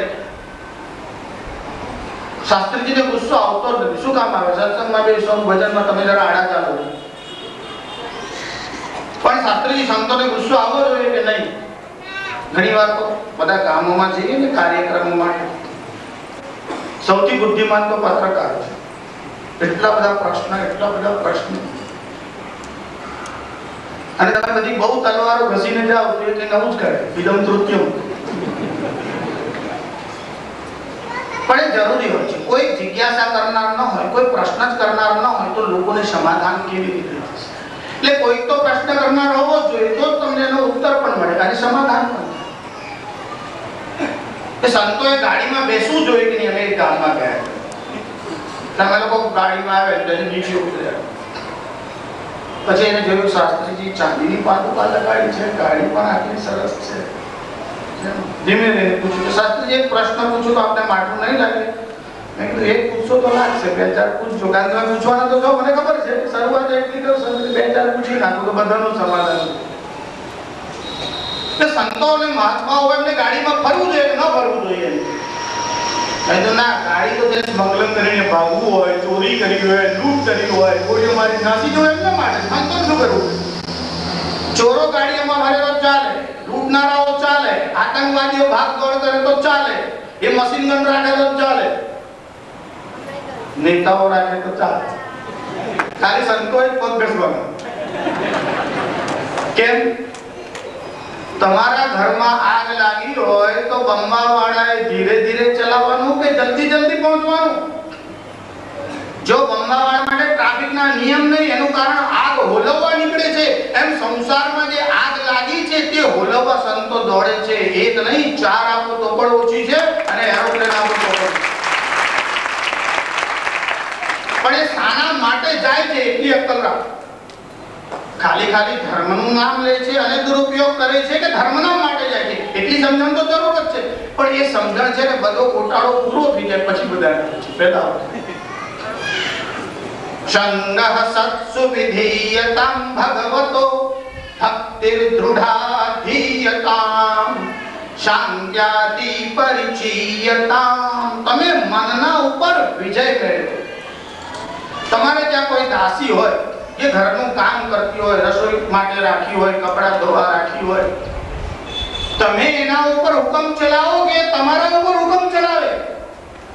નોકર તમને આજ્ઞા આપે કે તમે નોકરને આજ્ઞા આપો? મન તો તમારી સેવા માટે છે. મન કે ત્યાં તમારે જવાનું કે તમે ઈચ્છો ત્યાં મન જાય. ઘોડો લઈ જાય ત્યાં તમારે જવાનું કે તમારે જવું હોય ત્યાં લગામ તમારા હાથમાં હોય કે ઘોડો ઢસડી જાય? ઇન્દ્રિયાણી કઠોપનિષદમાં એક સુંદર ઉપમા છે. આ ઇન્દ્રિયો ઘોડા છે, પણ એક ઘોડાની લગામ તમારા હાથમાં રહેવી જોઈએ. હવે હમણાં ઉપનિષદ બોલતાનો એમાં ખાલી ઉલ્લેખ છે. મન ઉપર તમારો વિજય જોઈએ. મન તમને ઢસડી જાય તો તમારો વિજય નથી. એટલે તમે શરાબ પીઓ છો કે માંસ ખાઓ છો અને પાછા બહુ દલીલ કરતા હોય. હવે એમની દલીલો હમણાં હું કહેતો નથી. ભગવાને આ લોકોની બુદ્ધિ બહુ ખોટું કામ કરે ને અક્કલ બહુ. પછી આમ શરાબ પીએ. એક વાર તો એક પોલીસ અધિકારી અમને મળેલા, બહુ ઊંચી પોસ્ટ. મને કે શાસ્ત્રીજી તો મગજ પર કંટ્રોલ ના રહે, પણ આપણે માપમાં થોડો થોડો લઈએ કંટ્રોલ રહે તો એમાં શું વાંધો છે? મેં એમને કીધું કે તમે કોઈ દિવસ તીર્થમાં જતા હશો કે હરિદ્વાર ગયા હશો, કાશી ગયા હશો કે હા હા જવું છે. પ્રસાદ ત્યાં ખાઈ જાઓ છો, ઘેર લાવો છો? ના ના શાસ્ત્રીજી લાવો છો. તમે એકલા ખાઈ જાઓ છો, ઘેરે માતા પિતાને આપો છો?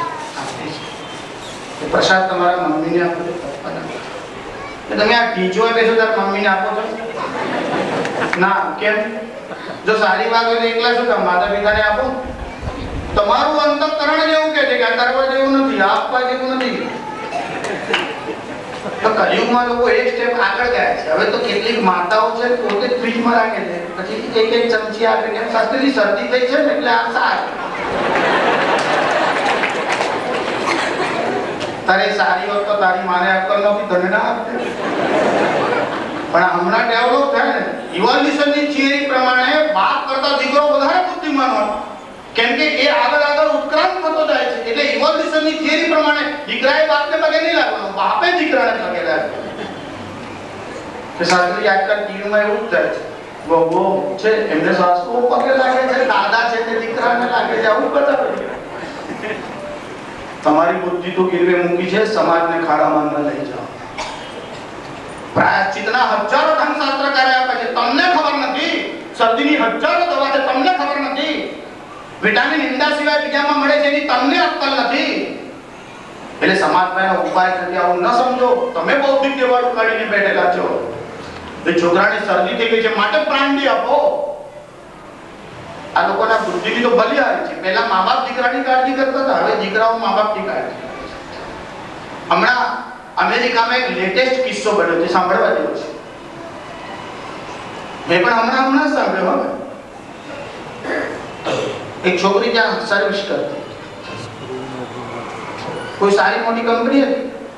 એમના બોસ બહુ ધનવાન હતા. એક દાડો ડ્યુટી પરથી ઘેરે આવી. એની મમ્મીને કહે છે મેં તારું ગોઠવી નાખ્યું છે. એટલે છોકરીનું તો માં ગોઠવે, પણ માનું છોકરી નક્કી કરી આવી છે. આ કિસ્સો મેં પહેલી વાર સાંભળ્યો. એટલે કહે મમ્મી હું તારા માટે ગોઠવી આવી. કેમ? કારણ કે એના પપ્પા મરી ગયા, એના બોસની મિસિસ મરી ગઈ. એટલે એનો બોસ વિદુર હતો, માં વિધવા, ને પ્રોપર્ટી સારી હતી. છોકરાઓનો મા બાપ ગોઠવે ત્યાં સુધી ઠીક છે. છોકરાઓને આટલી બુદ્ધિ પહોંચે છે કે જો અહીંયા ધન મળતું હોય અને અહીંયા રિશ્તો કરવામાં આવે અને તમે ઉત્ક્રાંત શકો છો. હમણાં હું વિધવા વિવાહના વિષયમાં જતો નથી. ખરેખર તો એવું જે બોલે છે એમાં સ્ત્રીઓનું અપમાન છે. એવી સ્ત્રીઓને સમજણ નથી, તે દુઃખની વાત છે. આપત ધર્મની વાત જુદી છે. તમને દયા આવીને ભગવાન મનુને દયા નહીં હોય આવું ના સમજો. ભગવાન મનુને સમજવા જેટલી પહેલા અક્કલ મેળવો, પછી મનુના વિષયમાં બોલો કે મનુ. હમણાં મનુસ્મૃતિનો વિષય રહેવા દો. મારે એવું કહેવાનું છે કે ભગવાનની ભક્તિ કરો અને પછી મન ઉપર કંટ્રોલ આવશે. સત્સંગ કરવાથી ભક્તિ કેવી રીતે કરવી તે સમજણ આવશે, અને ભક્તિ આવશે તો જ સમજણ આવશે, નહીં તો નહીં આવે. ગમે એટલી વાર તમે વાંચો, મનનો કંટ્રોલ કરો તો તમારી પ્રગતિ થશે, તમને ઈશ્વરની પ્રાપ્તિ થશે. એવું વાંચવાથી ના આવે. ભક્તિ દૃઢા, કેવળ ભક્તિ નહીં, દૃઢતા સ્થિરતાપૂર્વક ભક્તિ કરશો તો જ મન ઉપર સંયમ આવશે. મન ઉપર સંયમ કેવી રીતે આવે છે? એકવાર ભગવાન રામ પોપટનું રૂપ લીધું અને એક વૃક્ષના ઉપર બેસી ગયા. અને લક્ષ્મણજી ત્યાં બેઠા. અને રામજીએ લક્ષ્મણને એક પ્રશ્ન પૂછ્યો. બહુ સુંદર પ્રશ્ન પૂછ્યો છે. પુષ્પમ દૃષ્ટવા ફલમ દૃષ્ટવા દૃષ્ટવા સ્ત્રીણાં ચ યૌવનમ ત્રીણિ રૂપાણિ દ્રષ્ટૈવ તસ્ય નો ચલતે મન.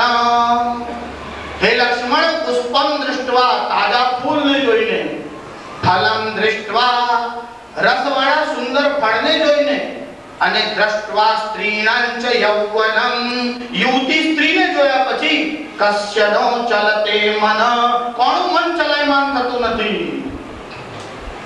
લક્ષ્મણજી બહુ સુંદર જવાબ આપ્યો.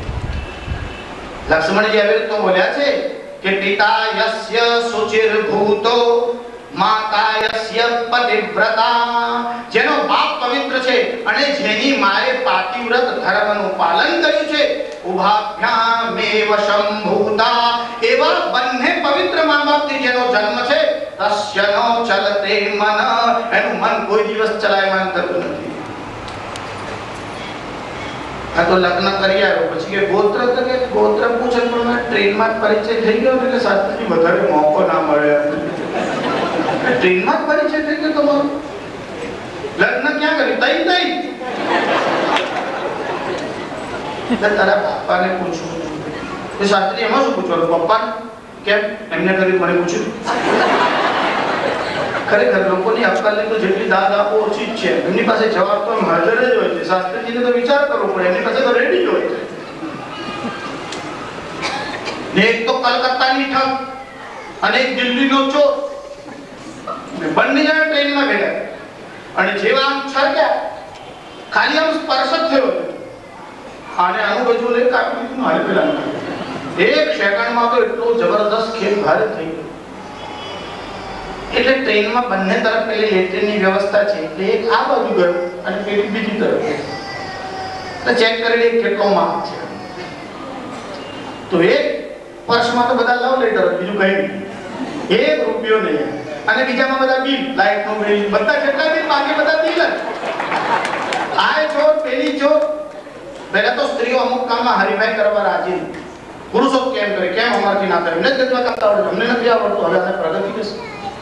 પુરુષો સ્મોકિંગ કરે છે, કેમ અમે ના કરી શકીએ? એટલે સિરિયલોમાં આજકાલ સ્મોકિંગ કરતી એટલે વધારે એડવાન્સ. બધામાં બરોબરી કરવાની કઈ જરૂર નથી. આપણે શાસ્ત્રીજી લેડીઝ ફર્સ્ટ, તમે આ યુગમાં યુગ પ્રમાણે ચાલો. તમે 18મી સદીની વાત કરો, ભાઈ બહેનો પાછળ ચાલે તો સારું લાગે. તમે બધા વરઘોડામાં ગયા છો, સૌથી આગળ કોણ? નહીં પેલા સિકંદરના સિપાહી જેવા ડ્રેસ કરે છે બાજાવાળા, એ જોઈ છે ને આગળ આવું. પછી કોણ હોય? બધા દોડી ટોપલો ના, એવું ના દોડી વળી. પછી પાછળ વરરાજા હોય, ઘોડા કરી પાછળ બધા બહેનો ચાલતા હોય ગીત. હવે એમને હવજી આગળ પેલા બાજા વાળાને આગળ મૂકી રાખો, શોભા થાય. એવું ન સમજો દરેક ક્ષેત્રમાં. હા, જ્યાં કરવાનું છે ત્યાં કરો. ભાગવતકારે એવું લખ્યું છે કે કલિયુગમાં કેવી સ્થિતિ થશે, તો ભાગવતકારેમાં એક શબ્દ, એક વિશેષણ લખ્યું છે કે જેટલા પુરુષો છે એ બધા યુવતી સ્ત્રીઓને આધીન થશે, એવું લખ્યું છે. પણ યુવતી સ્ત્રીઓને લખ્યું છે, હા, વૃદ્ધ સ્ત્રીઓને નહીં. એટલે માને તો નહીં સાંભળે. આ તો ખાલી યુવાન હશે તઈ સુધી બાકી એ ઘરડી થઈ એટલે એનું તો આવી બન્યું. એટલે આ તમારું જે કલ્યાણ કરવા વાળા છે, ટીવી પર બહુ ઉપદેશ આવે છે, એ તો તમને 10 જ વર્ષ રાજી રાખશે અને 60 વર્ષ તમારા બગાડશે. આવતો જન્મ તો બગડશે. બધે હરીફાઈ કરવાની જરૂર છે. લક્ષ્મણે બહુ સુંદર જવાબ આપ્યો કે પવિત્ર માતા પિતાથી જેનો જન્મ છે એનો મન ઉપર સંયમ છે. રામજીએ બીજો પ્રશ્ન પૂછ્યો. અગ્નિકુંડ સમાનારી ઘૃત કુંડ સમપમાન. સ્ત્રી અગ્નિના કુંડ જેવી છે અને પુરુષ ઘીના પાત્ર જેવો છે. પાર્શ્વે સ્થિતા સુંદરી ચેત કસ્યનો ચલતે મન. જેમ ઘીના પાત્રને અગ્નિની પાસે રાખો તો પીગળે છે, એમ સુંદરી સ્ત્રીને જોયા પછી માણસનું મન પીગળે છે, એનું ચિત્ત ચલાયમાન થાય છે. લક્ષ્મણજીએ બહુ સુંદર જવાબ આપ્યો છે. લક્ષ્મણજી કહે છે કે મનો ધાવતી સર્વત્ર મદોન્મત્ત ગજેન્દ્રવત. જેમ ગાંડો તૂર થયેલો હાથી આમ ચારે દિશામાં દોડધામ કરી મૂકે, પણ જ્ઞાનાંકુશ સમા બુદ્ધિ. જેમ હાથીના પર અંકુશ રાખવામાં આવે છે, એમ જેના જ્ઞાનનો અંકુશ પોતાની બુદ્ધિ પર છે, તસ્યનો ચલતે મન. એવા પુરુષનું મન ચલાયમાન થતું નથી. એ જ્ઞાન તમારું ત્યારે જ કામમાં આવે છે. ભક્તિર દૃઢાધીયતા. કેવી તાકાત છે ભક્તિ. અમારે ત્યાં 5 આચાર્યો છે: શંકરાચાર્ય, રામાનુજાચાર્ય, વલ્લભાચાર્ય, નિમ્બાર્કાચાર્ય અને મધ્વાચાર્ય. એમાં રામાનુજાચાર્ય વિશિષ્ટાદ્વૈતનો સિદ્ધાંત આપ્યો. રામાનુજાચાર્ય રંગનાથ ભગવાનના દર્શન કરવા માટે જતા હતા. એકવાર રામાનુજાચાર્ય અને એમના એક બે શિષ્યો એ બંને મંદિરમાં દર્શન કરવા જતા હતા અને સામેથી એ રંગદાસ નામનો એક શેઠ એક વેશ્યાની જોડે ચાલતો. રામાનુજાચાર્યની આમ દૃષ્ટિ પડી. એ માર્ગમાં જતો હતો ત્યાં સામેથી સૂર્યના કિરણો આવતા હતા. એ પેલી ગણિકા હતી ને એના મોઢા ઉપર આમ તાપ આવ્યો એટલે શેઠે શું કર્યું, છત્રી જે હતી ને એ પેલી ગણિકા તરફ આમ આડી કરી એટલે તાપ ન લાગ્યો. રામાનુજાચાર્યની દૃષ્ટિ પડી. તરત જ આમ પાસે ગયા, શેઠના હાથ પકડ્યો અને જરાક આમ બાજુમાં લીધા. કીધું, શેઠ, તમે ગત જન્મમાં બહુ પુણ્ય કર્યા છો ને એટલે તમને સંપત્તિ બહુ મળી છે. કોઈ યોગ ભ્રષ્ટ જીવ હોય ને તો ધનવાન લોકોને ત્યાં જન્મે છે. તો તું ધનવાન તો છે પણ ગીતાકારે 2 કન્ડિશન કીધી છે: સુચિનામ શ્રીમતામ ગેહે યોગ ભ્રષ્ટો વિજાયતે. સુચિનામ એટલે પવિત્ર અને શ્રીમતામ એટલે ધનવાન.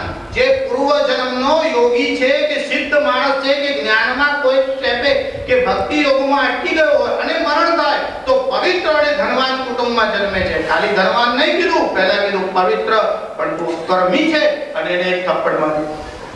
કીધું, આ ગણિકાનું જે તું ચિંતન કરે છે ને એ તું મારા રંગનાથનું કર્યું હોત તો તારું કલ્યાણ.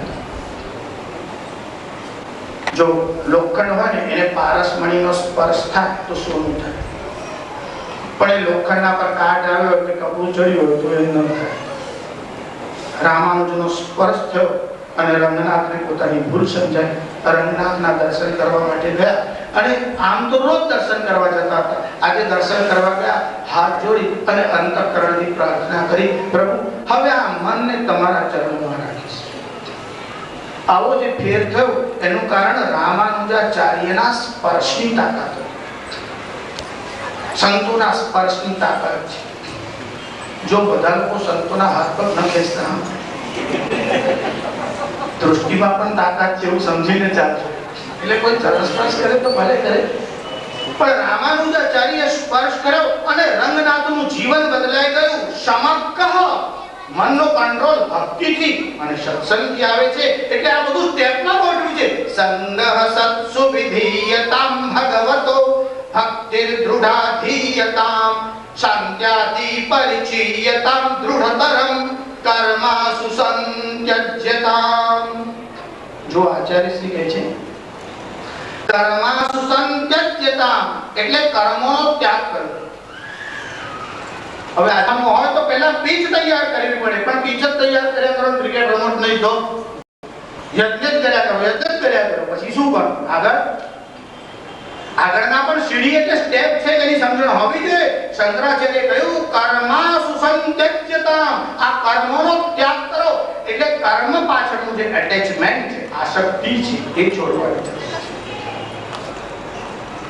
પત્નીને છોડવાની કે નાખી દેવાની જરૂર નથી.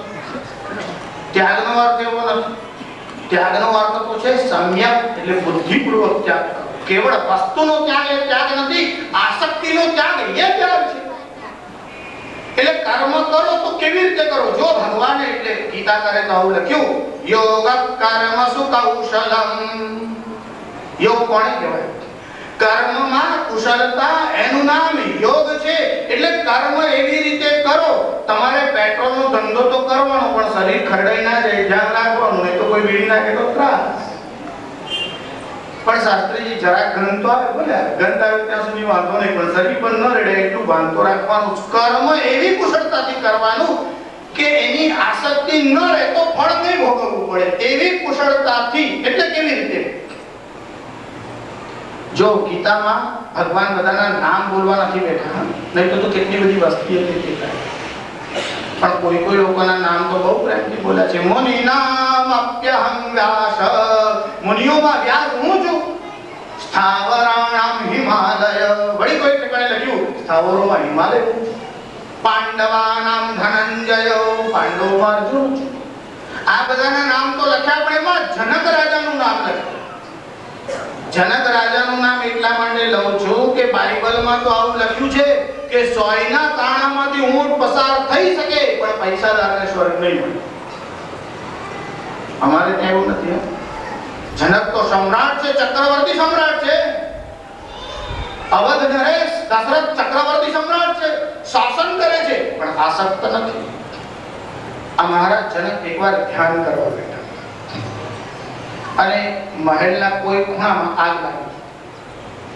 એક સેવક આમ દોડતો મહારાજ તો ધ્યાન, એટલે બીજી વાર બૂમ પાડી મહારાજ. એટલે જનક મહારાજે જોયું શું છે કે આપણા અશ્વશાળા છે તેની બાજુમાં જે ઓરડો છે ત્યાં આગ લાગી છે. જનક મહારાજે કહ્યું કે હું જ્યારે ધ્યાનમાં બેઠો હોય ત્યારે મને વિક્ષેપ ન કરવો. મિથિલાયામ પ્રદભેન તદ્યતિ કશ્ચન, આખી મિથિલા પડી જાય તો પણ જનકનું કંઈ ઘટતું નથી. શાસ્ત્રીજી અમારા નેતાઓ પણ એવા છે, આખું રાષ્ટ્ર હળવી જાય અમને કઈ નહીં. આ જનકનો અને નેતાનો ભેદ સમજી રાખજો. હા, એ જ નેતાના ઘરમાં આગ લાગે ત્યારે પાછો એમનો નુસ્ખો બદલાઈ જાય. આ તો જનકના ઘરની વાત ચાલે છે. બાકી તો બધા બહુ લોકો છે સામ્યવાદી જાહેરમાં ભાષણ કરવા માટે ઊભા થયા. આ પૂંજીપતિ લોકો, કેપિટાલિસ્ટ લોકો ધન આમ જેમ પેલા લોહી ચૂસે એમ બધું ચૂસીને એક ઠેકાણે ભેગું કરે છે. જો મારી પાસે 2 ગાડી હોત તો એક હું રાષ્ટ્ર માટે આપી દે, એક મારી પાસે. જો મારી પાસે 2 બંગલા હોત, એક રાષ્ટ્ર માટે આપી દે, એક મારી પાસે. એટલે સભામાંથી એક જણ, જો તમારા પાસે 2 ટી-શર્ટ હોત તો ના, તો બંને મારી પાસે રાખે. કે કેમ? કે ગાડી બંગલો તો છે નહીં પણ ટી-શર્ટ તો છે. પેલું તો આવે ત્યારની વાત ને હમણાં હું બધા બહુ દાનવીરો છે આ દેશમાં, બધું દાન કરે એવા છે. હવે હમણાં દાનના વિષયમાં જતો નથી. ભગવાન આદ્ય શંકરાચાર્ય લખે છે કર્મા સુસંત્યજ્યતા, કર્મ માટેની આસક્તિ છોડો. જનક રાજા કેવા મસ્ત છે. એટલે તો ગીતામાં જનક રાજાનું વર્ણન આપ્યું. એકવાર એક સંન્યાસી કોઈ ગામમાં સત્સંગ માટે આવ્યા. એક વકીલ સાહેબના ઘેર એમનો ઉતારો. એમનો રૂમ બંગલો બહુ મોટો, એટલે કોરડામાં એમનો ઉતારો. પછી બંને જણા મોર્નિંગ વોક કરવા જાય એટલે જરા સત્સંગ. એટલે ઘરમાં ગાડી 2-3 હતી, જીપ હતી, પણ ચાલતા જ જાય. અડધો કિલોમીટર દૂર પહોંચ્યા હશે અને મહાત્માને જ્યાં ઉતારો આપ્યો એ જ રૂમમાં આગ લાગી. એટલે બીજો એક સેવક જીપ લઈને ગયો. વકીલ સાહેબને મહાત્માને બેસાડી કે તમે અમારી સાથે જાઓ. કેમ કે મહાત્માનો ઉતારો આપ્યો છે એ રૂમમાં આગ લાગી છે. ત્યાં આવ્યા વકીલ સાહેબે બધું જોયું, થોડા ઉદાસ થયા. એટલે મહાત્માએ પૂછ્યું બહુ મોટું નુકસાન થયું છે. બધા થોડા ડોક્યુમેન્ટ્સ જે કામના હતા એ એમાં ગયા છે, એટલે એ અઘરા થશે ભેગા કરવાનું, અને થોડુંક નુકસાન પણ થયું છે. કેટલું હશે? 2-3 લાખ રૂપિયા હશે. તમારી પ્રોપર્ટીના કેટલા પર્સન્ટેજ થાય? કે ના એમ તો મહાત્માને કે બધી ઈશ્વરની કૃપા છે, કરોડપતિ માણસ હતા, 2% 1% પણ ના થાય. મહાત્માએ કીધું તમારું 2% નુકસાન થયું, એમાં ચેરો પડી ગયો. મારું 50% નુકસાન થયું. કેમ? 2 લંગોટી હતી, એ ઘડી ગઈ. મારી તો 50% પ્રોપર્ટી ખલાસ થઈ. એટલે નફા નુકસાન જે છે તે પર્સન્ટેજમાં વિચાર. એનો સંબંધ જ્યોતિષ જોડે. હવે હમણાં હું જ્યોતિષ શાસ્ત્ર વચ્ચે લાવતો નથી, પણ એકદમ કોઈનો નિર્ણય કરવાનું કામ બહુ કઠિન છે. શાંત્યાદિ પરિચયતામ દૃઢતરમ કર્મા સુસંત્યજ્યતામ. પછી કહે છે સદ્વિદ્વાનુપસૃપ્યતામ પ્રતિદિનમ તત્પાદુકા સેવ્યતામ. સદ્વિદ્વાનુપસૃપ્યતામ, સદ્વિદ્વાનની પાસે જાઓ. શાસ્ત્રીએ તો કેટલા ચરણ શ્લોકના બાકી છે? ના, હવે તો 2 ચરણ બાકી છે. આ પાછલા 2 ચરણને લીધો એટલો સમય આમાં લાગશે. કદાચ તમે ભૂલી ગયા હોય કે પ્રસાદની વ્યવસ્થા રાખી છે. જો અહીંયા લખ્યું સદ્વિદ્વાન ઉપસૃપ્યતા, એટલે વિદ્વાનની પાસે જાઓ એવું ન લખ્યું. સાક્ષરા, સાક્ષર શબ્દનો અર્થ સંસ્કૃતમાં થાય વિદ્વાન, અને સાક્ષરા વિપરીત. જો સાક્ષરા શબ્દને ઉલટાવો તો રાક્ષસા થાય. બહુ વિદ્વાન થયા પછી માણસ રાક્ષસ જેવો થાય, પછી ખોટા માર્ગે જાય, બીજાને પણ ખોટા માર્ગે લઈ જાય છે. એનું કારણ એની ધીરજ ખલાસ થઈ અને એને સફળતા ન મળી એટલે પોતાનો સિદ્ધાંત શરૂ કરે. કઈ થાય નહીં શાસ્ત્રીજી, જપ તપ કરવાથી ખાલી સમય બગાડવાનું. આપણે જપ કરીએ, ભગવાનનું નામ લઈએ, કોને ખબર ભગવાન છે કે નહીં. ત્યારે બધું અહીંયા ના ભોગવ્યું ક્યાંય ના મળે. બે બાજુથી જઈએ ને આપણે તો એના કરતા તો દેખાય છે આ ભોગવી લીધું હોય તો શું મળે. જો એવો વિચાર બધા ખેડૂતોને આવે કે વરસાદ થાય કે નહીં, ખેતી પાક થાય કે નહીં, ને આ ચોખા હું કામ બરબાદ કરવા, એના કરતા ખાઈ જવા, નાખવા જ નહીં. તો જો તમારા જેવા બુદ્ધિમાના ખેડૂતો થાય ને તો આવતે વર્ષે તમારે પાણી પીવું પડે. બધા જૈન મુનિ ઉકાળેલું પાણી પીને જ રહેવું પડે. કોઈ વરસાદ નહીં, કોઈ ખેતી નહીં. અને આ તો તપ બહુ અઘરું, જેનાથી થાય એનાથી જ થાય. આપણે તો ફરાળ 11 કરીએ તો 11 રસ તો આપવા જોઈએ માટે. અને શાસ્ત્રીજી અધિક માસ કરે ખરા, એકાદશી કરે ખરા, પણ થોડા જોર જોરથી બોલતા હતા, માઇક નહીં લીધે. પણ ના તોય જોર તો કરવું જ પડે ને. આટલા બધે જોરથી ફરાળ કરીને આવે ને એટલે 3 કિલો ચીકુ, 2 કિલો સક્કરિયા, 1 કિલો બટાકાનો હલવો, રાજગરાનો શીરો, રાજગરાની પૂરી, 3 કિલોનું દૂધ, 1 કિલો દ્રાક્ષ, 150 દાળનું જ્યુસ. તે વગર કે આટલું બધું બોલાય છે. કેટલી એનર્જી વપરાઈ જતી હશે. જો ઉપવાસનો બહુ મહિમા છે. ભાગવતકારે એવું લખ્યું, નો ઉપવાસો વરમ પ્રોક્ત કથા વિઘ્ન કરો યદી. જો ઉપવાસ કરવાથી કથા કે સત્સંગમાં વિઘ્ન થતું હોય તો ઉપવાસ શ્રેષ્ઠ નથી. ઉપવાસ તો શ્રેષ્ઠ છે, પણ ઉપવાસ કરીને ચિત્ત ત્યાં જતું હોય, શું બનાવ્યું શું બનાવ્યું. હવે કેટલા કલાક બાકી? સતથી 12 વાગ્યા પછી શનિવારે ખવાય? પણ વાર રાત્રે બદલાતો જ નથી, તારીખ જ બદલાય છે. વાર તો સૂર્યોદયથી બદલાય. નહીં તો આગલે દિવસે 11:15 વાગે ખાઈ અને બીજે દિવસે 12 વાગે તો રાત થઈ જાય. એટલે તમે જે જપ તપ કરો એની પાછળનો હેતુ કેવો છે, તમે જે કાર્ય કરો તેની પાછળ સમજણ પૂર્વક હોય તો જે તપ છે. ભક્તિ પ્રધાનં તપ. જો ભક્તિ પ્રધાન હોય તો જ તપ કહેવાય, નહીં તો અબુધ તપ કહેવાય. નહીં તો કેટલાક લોકો ઘણા નિયમ, એક ભાઈ તો નિયમ લઈ લે, હવે એમની ઉંમર 65 વર્ષની, મૌન પાડવાનો નિયમ લીધો ને ઘરના લોકો કઈ રાજી થયા. આજુબાજુ સાકર આખ્યા, પેંડા આખ્યા, ક્યાં ડોહા શનિવારે રાખે, એના કરતા જો 5 દાડા રાખતા હોય શાસ્ત્રીજી એમને એવું વ્રત લેવડાય આખા ઘરમાં જે શાંતિ છે. ભાઈ એમને વ્રત લીધું એટલે બપોરનો સમય થયો, 2:30 વાગે. કાકી મંદિરે દર્શન કરવા ગયા, છોકરાની વહુ પરણી આવે. ભાઈ ડોહાને છે ને 1:30 વાગે એટલે બરાબર ચા જોઈએ. હવે કાકી એમનો સ્વભાવ જાણે, પણ દર્શન કરવા ગયા, ચાલતા હતા, જરાક મોડું થઈ ગયું. છોકરાની વહુને તો આમ વધારે તો બોલાય નહીં, નામ પણ મૌન રાખેલું એટલે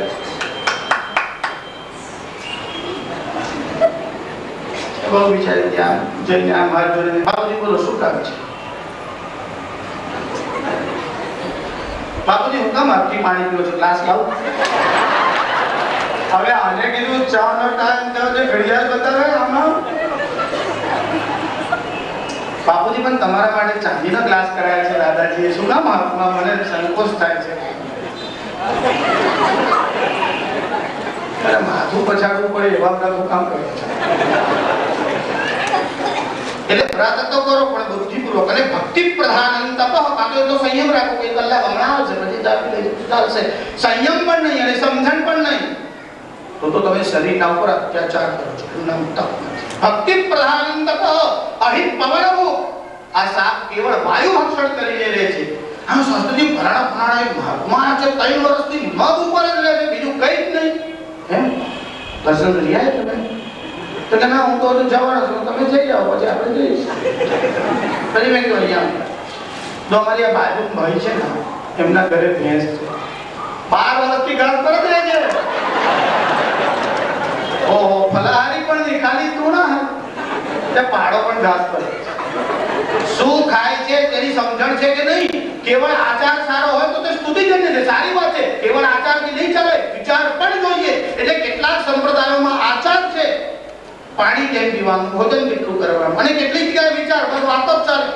શુદ્ધાત્મા છું, પણ આચરણમાં ગંદકી આગળ સારી કે પાછળ સારી? ગંદકી ગંદકી જ છે. કેવળ આચાર પણ નહીં, કેવળ વિચાર પણ નહીં, જ્યાં બંનેનો સમન્વય છે અને તે સનાતન ધર્મમાં છે. બાકી બધા સંપ્રદાયોમાં એથિક્સ, નીતિ છે, સદાચાર છે. જ્યાં ધર્મ અને જેની સાયન્ટિફિક વિજ્ઞાન શબ્દનો અર્થ જ એવો છે, અનુભવયુક્ત આત્મા, એનું નામ વિજ્ઞાન આત્મા છે. ભગવાન આદ્ય શંકરાચાર્ય લખ્યું કે કર્મ તો કરો પણ ચિતકે નહીં એવી રીતે. હવે કર્મના વિષયમાં બોલતો રહું તો પાર ના આવે. ઘણા કર્મ, નિત્ય કર્મ, નૈમિત્તિક કર્મ, કામ્ય કર્મ, સકામ કર્મ એટલે કામ્ય કર્મ, પ્રાયશ્ચિત્ત કર્મ. હવે આ બધામાં પાછો વિભાગ. હવે એમાં હમણાં ન જો. સદ્વિદ્વાન ઉપસૃપ્યતામ, સદ્વિદ્વાનના પાસે જાઓ, તત્પાદુકા સેવ્યતામ, તેમની પાદુકાનું સેવન કરો. એટલે શાસ્ત્રીજી એમની પાવડીઓ છે એને દૂધથી ધોયા કરીએ ચાલે? ઉપરનો રંગાઈ જશે, કવચાઈ જશે, તારી ખોપડી એવી જ રહેશે, કઈ ધોવાય નહીં. શાસ્ત્રી તમે જ એક બાજુ હા પાડો છો, પછી પાછા ના પાડો છો. એક છોકરીનું લગ્ન છે એટલે મહાત્મા પાસે આમ પગે લાગવા ગઈ એટલે મહાત્મા કીધું, બેટા આ છોકરો બહુ ગયો છે, તારું કલ્યાણ થશે, એના પગલે પગલે ચાલ, તું સુખી થઈશ. પેલી છોકરી કે મારા બીજું કઈ કેવું હોય તો આ મારાથી નહીં થાય. કેમ? એટલે તપાલી છે, હું એના પગલે પગલે કઈ જાઉં, કાકા કામ કરે.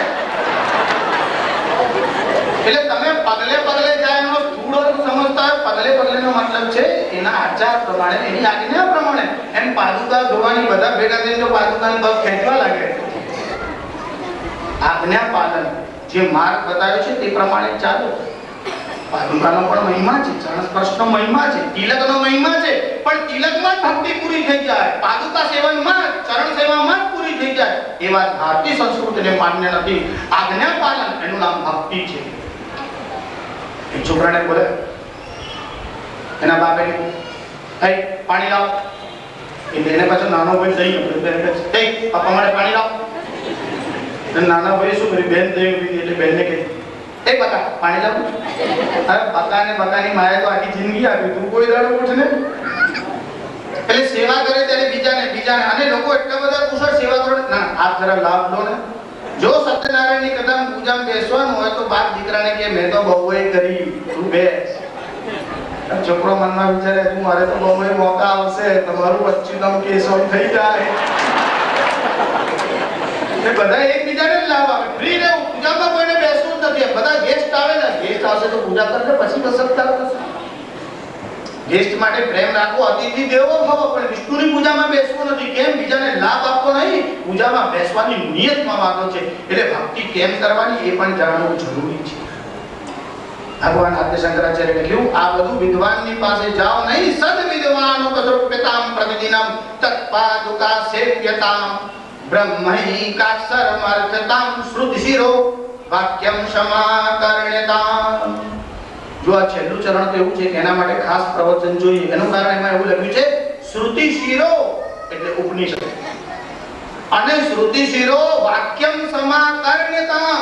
એ ઉપનિષદોમાં જે વાક્ય એટલે મહાવાક્ય લખ્યા છે, પ્રજ્ઞાનમ બ્રહ્મ, અહમ બ્રહ્માસ્મિ, તત્વમસી, અયમાત્મા બ્રહ્મ.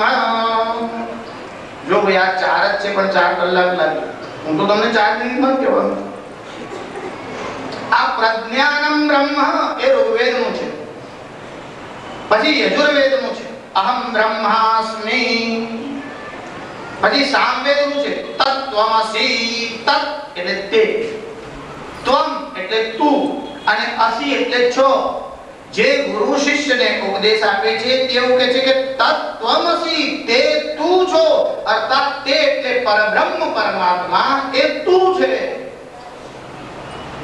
ભગવાન આદ્ય શંકરાચાર્ય અને અદ્વૈત મતની પરંપરાના આચાર્યો સિવાય બધાએ એવો અર્થ કર્યો કે તે અને તું એટલે તે એટલે ઈશ્વર અને તું એટલે જીવ, એ બંને જુદા છે. નહીં તો તે અને તું એવું શું કામ કહે? પણ આ બે શબ્દનો પ્રયોગ કર્યા છતાં પણ એ બંનેનો અર્થ કેવી રીતે કરવાનો? જો તમે વ્યાકરણ શાસ્ત્ર ભણ્યા હોય તો શબ્દમાં કેટલી શક્તિ છે અને એના કેટલા અર્થ થાય એની સમજણ. જો કે શંકરાચાર્યને બધા ઋષિએ લખ્યું કે શાસ્ત્ર ભણવાથી કંઈ નહીં થાય. એનું કારણ એમાં થિયરી છે, પછી તમારે પ્રેક્ટિકલ તો ભણવું જ પડશે. આ વાક્યનો લાભ બધા ભાગોએ લીધો. અને શાસ્ત્ર પાત્ર ગ્રંથથી કશું મળે જ નહીં, પણ પેલામાં તો આવડે છે એટલે કહે છે, તમને તો નથી આવડતું એટલે કહો છો. એટલે એકને તરતા આવડે છે અને એકને તરતા આવડતું નથી, એ બંનેમાં ભેદ છે. એમ શાસ્ત્ર ભણ્યા પછી આવું બોલશો તો ચાલશે. આ તો શાસ્ત્ર ભણવાની લાયકાત નથી એટલે શાસ્ત્રની નિંદા કરે છે, કેમ કે પોતાને આવડતું નથી. એટલે બેન તમે ગાઓ ને, ના ના એમ તો મને બહુ ગીત આવે, આજે જવાતું આજે ગાયન બાયનમાં પડવું જ ના જોઈએ. ભગવાનનું ભજન જ શ્રેષ્ઠ છે. એમ પોતાને ગાતા નથી આવડતું કે ભગવાનનું ભજન શ્રેષ્ઠ છે તો પેલા નહીં ખબર છે. માણસને અજ્ઞાન સ્વીકારવાનું ગમતું નથી. જુઓ તત્વમસી ગા જે વાક્ય છે એ તો મહાવાક્ય છે, અને એમાં તત્ અને ત્વમ એ બંને એક અર્થમાં કેવી રીતે છે? તો જે લોકો વ્યાકરણ ભણ્યા તેને ખબર છે કે શબ્દની જે શક્તિ છે એમાં એક લક્ષણા શક્તિ છે જે લક્ષ્યાર્થ બતાવે. એટલે કોઈ વાર તમે કોઈને કોઈ વાક્ય કહો, આદેશ આપો અને શબ્દથી એનો જે વાચ્ય અર્થ થાય એ જો સમજી ન શકે તો લક્ષણા નામની શક્તિ એની મદદે આવે. કેવી રીતે? જેમ કે ગંગાયામ ઘોષ એટલે ગંગામાં ઝૂંપડી. હવે ગંગા શબ્દનો અર્થ શું થાય? જળનો પ્રવાહ. હિમાલયમાંથી જે જળનો પ્રવાહ નીકળે છે ગંગા છે. હવે એમાં ઝૂંપડી હોય તો તણાઈ જાય.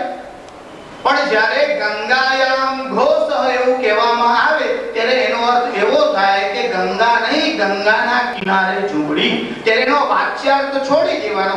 એમાં જહતી, અજહતી અને જહત્ય જહતી એવી ત્રણ લક્ષણાઓ છે.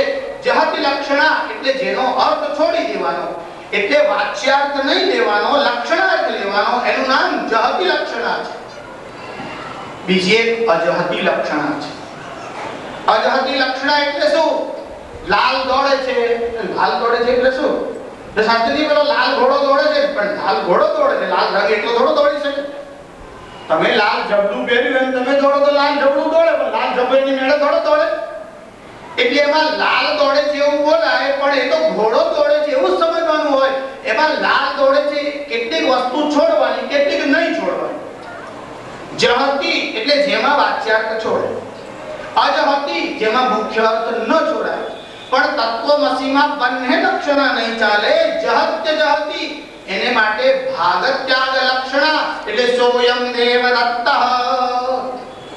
તે આજ દેવદત્ત છે કે જે ગયા વર્ષે અમુક ઠેકાણે મળ્યો તો. એમાં તે અને આ બંને જુદા જુદા શબ્દ છે, પણ તે આજ દેવદત્ત છે. જેમ એક માણસ સેનાપતિ હતો, પછી એ રાજા થઈ ગયો, એટલે એનો પરિચય કરાવનાર વ્યક્તિ કહે છે આ તે જ સેનાપતિ છે જે આ રાજા છે. એટલે એમાં સેનાપતિ અને રાજા જુદા નથી, પણ જેને તમે સેનાપતિ પહેલા કહેતા હતા હવે રાજા થઈ ગયો. ઢાલ એ સૈનિકની ઉપાધિ છે અને રાજ્ય ગાદી એ રાજાની ઉપાધિ છે. ઢાલ છોડતા સિપાહી નથી અને ગાદી છોડતા રાજા નથી. પણ તોય કોઈ રાજા ગાદી છોડ્યા પછી પણ એવું કહે કે હું ઈરાકનો રાષ્ટ્રપતિ છું, તો બોલો. એવું બોલવામાં કઈ છૂટ, તમારે જે કહેવું હોય તે તમારે એવું પણ કહી શકાય હું ચક્રવર્તી સમ્રાટ છું, ભલે તમે જે હોય તે, પણ બોલવામાં કઈ જીભ થોડી કપાઈ જાય છે. જીહવાયા છેદનમ નાસ્તિ, ખોટું બોલવાથી જીભ કપાઈ જતી નથી. તત્વમસી શબ્દનો અર્થ છે તત્ એટલે પરબ્રહ્મ, પરમાત્મા. અને જે શિષ્યને ઉપદેશ આપે છે કે છે તું એટલે ઇન રિયલ સેન્સ વસ્તુતઃ. જેમ ગંગામાંથી તમે લોટી પાણી લઈ આવો, પછી તમને કોઈ પૂછે આ શું છે એટલે કહેવાય ગંગા. હવે કોઈ તમને એવું કહે છે ગંગામાં નાવડી તરે છે, જો આ ગંગા હોય તો આમાં નાવડી તરાવી દેખાડો, ત્યારે લોટામાં ન તરે, કેમ કે લોટાની ઉપાધિ છે. પણ એ લોટાની ઉપાધિ નીકળી જાય અને લોટાનું જળ ગંગા જળમાં જઈને નાખ્યો, હવે એમાં તરે કે ન તરે. એમ જીવનો અહંભાવ જે છે, અવિદ્યાના આવરણને ઉપાધિને કારણે જીવ પોતાને ઈશ્વરથી જુદો સમજે છે. જો જે ભેદ છે ને એ બે પ્રકારના, આમ તો ત્રણ પ્રકારના છે પણ મુખ્યત્વે બે પ્રકારના. બે પ્રકારના ભેદ એટલે કેવા? સ્વતઃસિદ્ધ ભેદ અને ઔપાધિક ભેદ. સ્વતઃસિદ્ધ ભેદ કોને કહેવાય? જેમ કે ઘોડો અને ગાય એ બેમાં ભેદ છે. જેમ ઘોડો ગાય થઈ શકે નહીં, ગાય ઘોડો થઈ શકે નહીં, એને કહેવાય સ્વતઃસિદ્ધ ભેદ. પણ ઔપાધિક ભેદ એટલે શું? એક ઘડાવાનું આકાશ હોય તેને કહેવાય ઘટાકાશ, અને બહાર જે આકાશ હોય એને કહેવાય મહાકાશ. હવે આ ઘડો ફૂટી જાય તો ઘટાકાશ ક્યાં જાય છે? મહાકાશમાં મળી જાય છે. મળી જતું નથી મળેલું એ તમારી ભ્રાંતિ હતી. કેવળ ઘડાને કારણે તમે ઘટાકાશ કહેતા હતા. વસ્તુતઃ ઘટાકાશ અને મહાકાશ એક જ છે. એમ જીવ અને શિવ વસ્તુતઃ એક જ છે. આ સમજણ આવતા પહેલા તમારે બધા નિયમ અને સદાચાર પાળવાના. હું શિવ છું આવું તમે સમજવા લાગો. શાસ્ત્રીજી હું શુદ્ધાત્મા છું, આપણે પણ ઈશ્વર સ્વરૂપ છે, આપણે પણ શિવ સ્વરૂપ છે. એમ શિવજીએ ગળામાં મોટા મોટા નાગ રાખ્યા છે, તું પેલા નાનું ટેણું ગોદી દાવ. શિવજી હલાહલ વિષ પી ગયા હતા. તું પોટેશિયમ સાયનાઇડ જરા 25 ગ્રામ ના સહેજ લઈ જતા. શુદ્ધાત્મા છે ને, એટલે માંસ ખાવાની, આમલેટ ખાવાની છૂટ, શરાબ પીવાની છૂટ. જ્યારે મૂર્ખના હાથમાં રત્ન જાય એમ અજ્ઞાની અને તમોગુણના હાથમાં વેદાંતના સૂત્ર થાય ત્યારે પોતાનું પણ અકલ્યાણ થાય અને સમાજનું પણ અકલ્યાણ થાય. ત્યારે સાધક માટેના આ 8 સ્ટેપ શંકરાચાર્યએ બતાવ્યા છે. સમયની સીમામાં આપણે એનો થોડો વિચાર કર્યો. ભગવાન આદ્ય શંકરાચાર્ય ભગવાન વેદવ્યાસના ચરણોમાં પ્રણામ કરી. વ્યાસ પૂર્ણિમા ત્યારે જ સાર્થક છે જ્યારે વ્યાસનો વિચાર સમાજ સુધી પહોંચે. જેને વ્યાસ કોણ એ જ ખબર નહીં એવા બધા લોકો વ્યાસ પૂર્ણિમા મનાવે છે, અને વ્યાસ શું કહે છે અને પોતે શું કહે છે એવું સમાજમાં ચાલતું રહેલું છે. વ્યાસોચ્ચિષ્ટમ જગત સર્વમ, આ જગતમાં જે કંઈ છે તે વ્યાસનું ઉચ્ચિષ્ટ છે. એવા સાક્ષાત બ્રહ્મા, વિષ્ણુ અને શંકર સ્વરૂપ ભગવાન બાદરાયણના ચરણોમાં પ્રણામ કરીએ. નમઃ પાર્વતી પતય હર હર મહાદેવ. धर्म की अधर्म का प्राणियों में विश्व का, गौ माता की, गंगे मैया की, गो हत्या,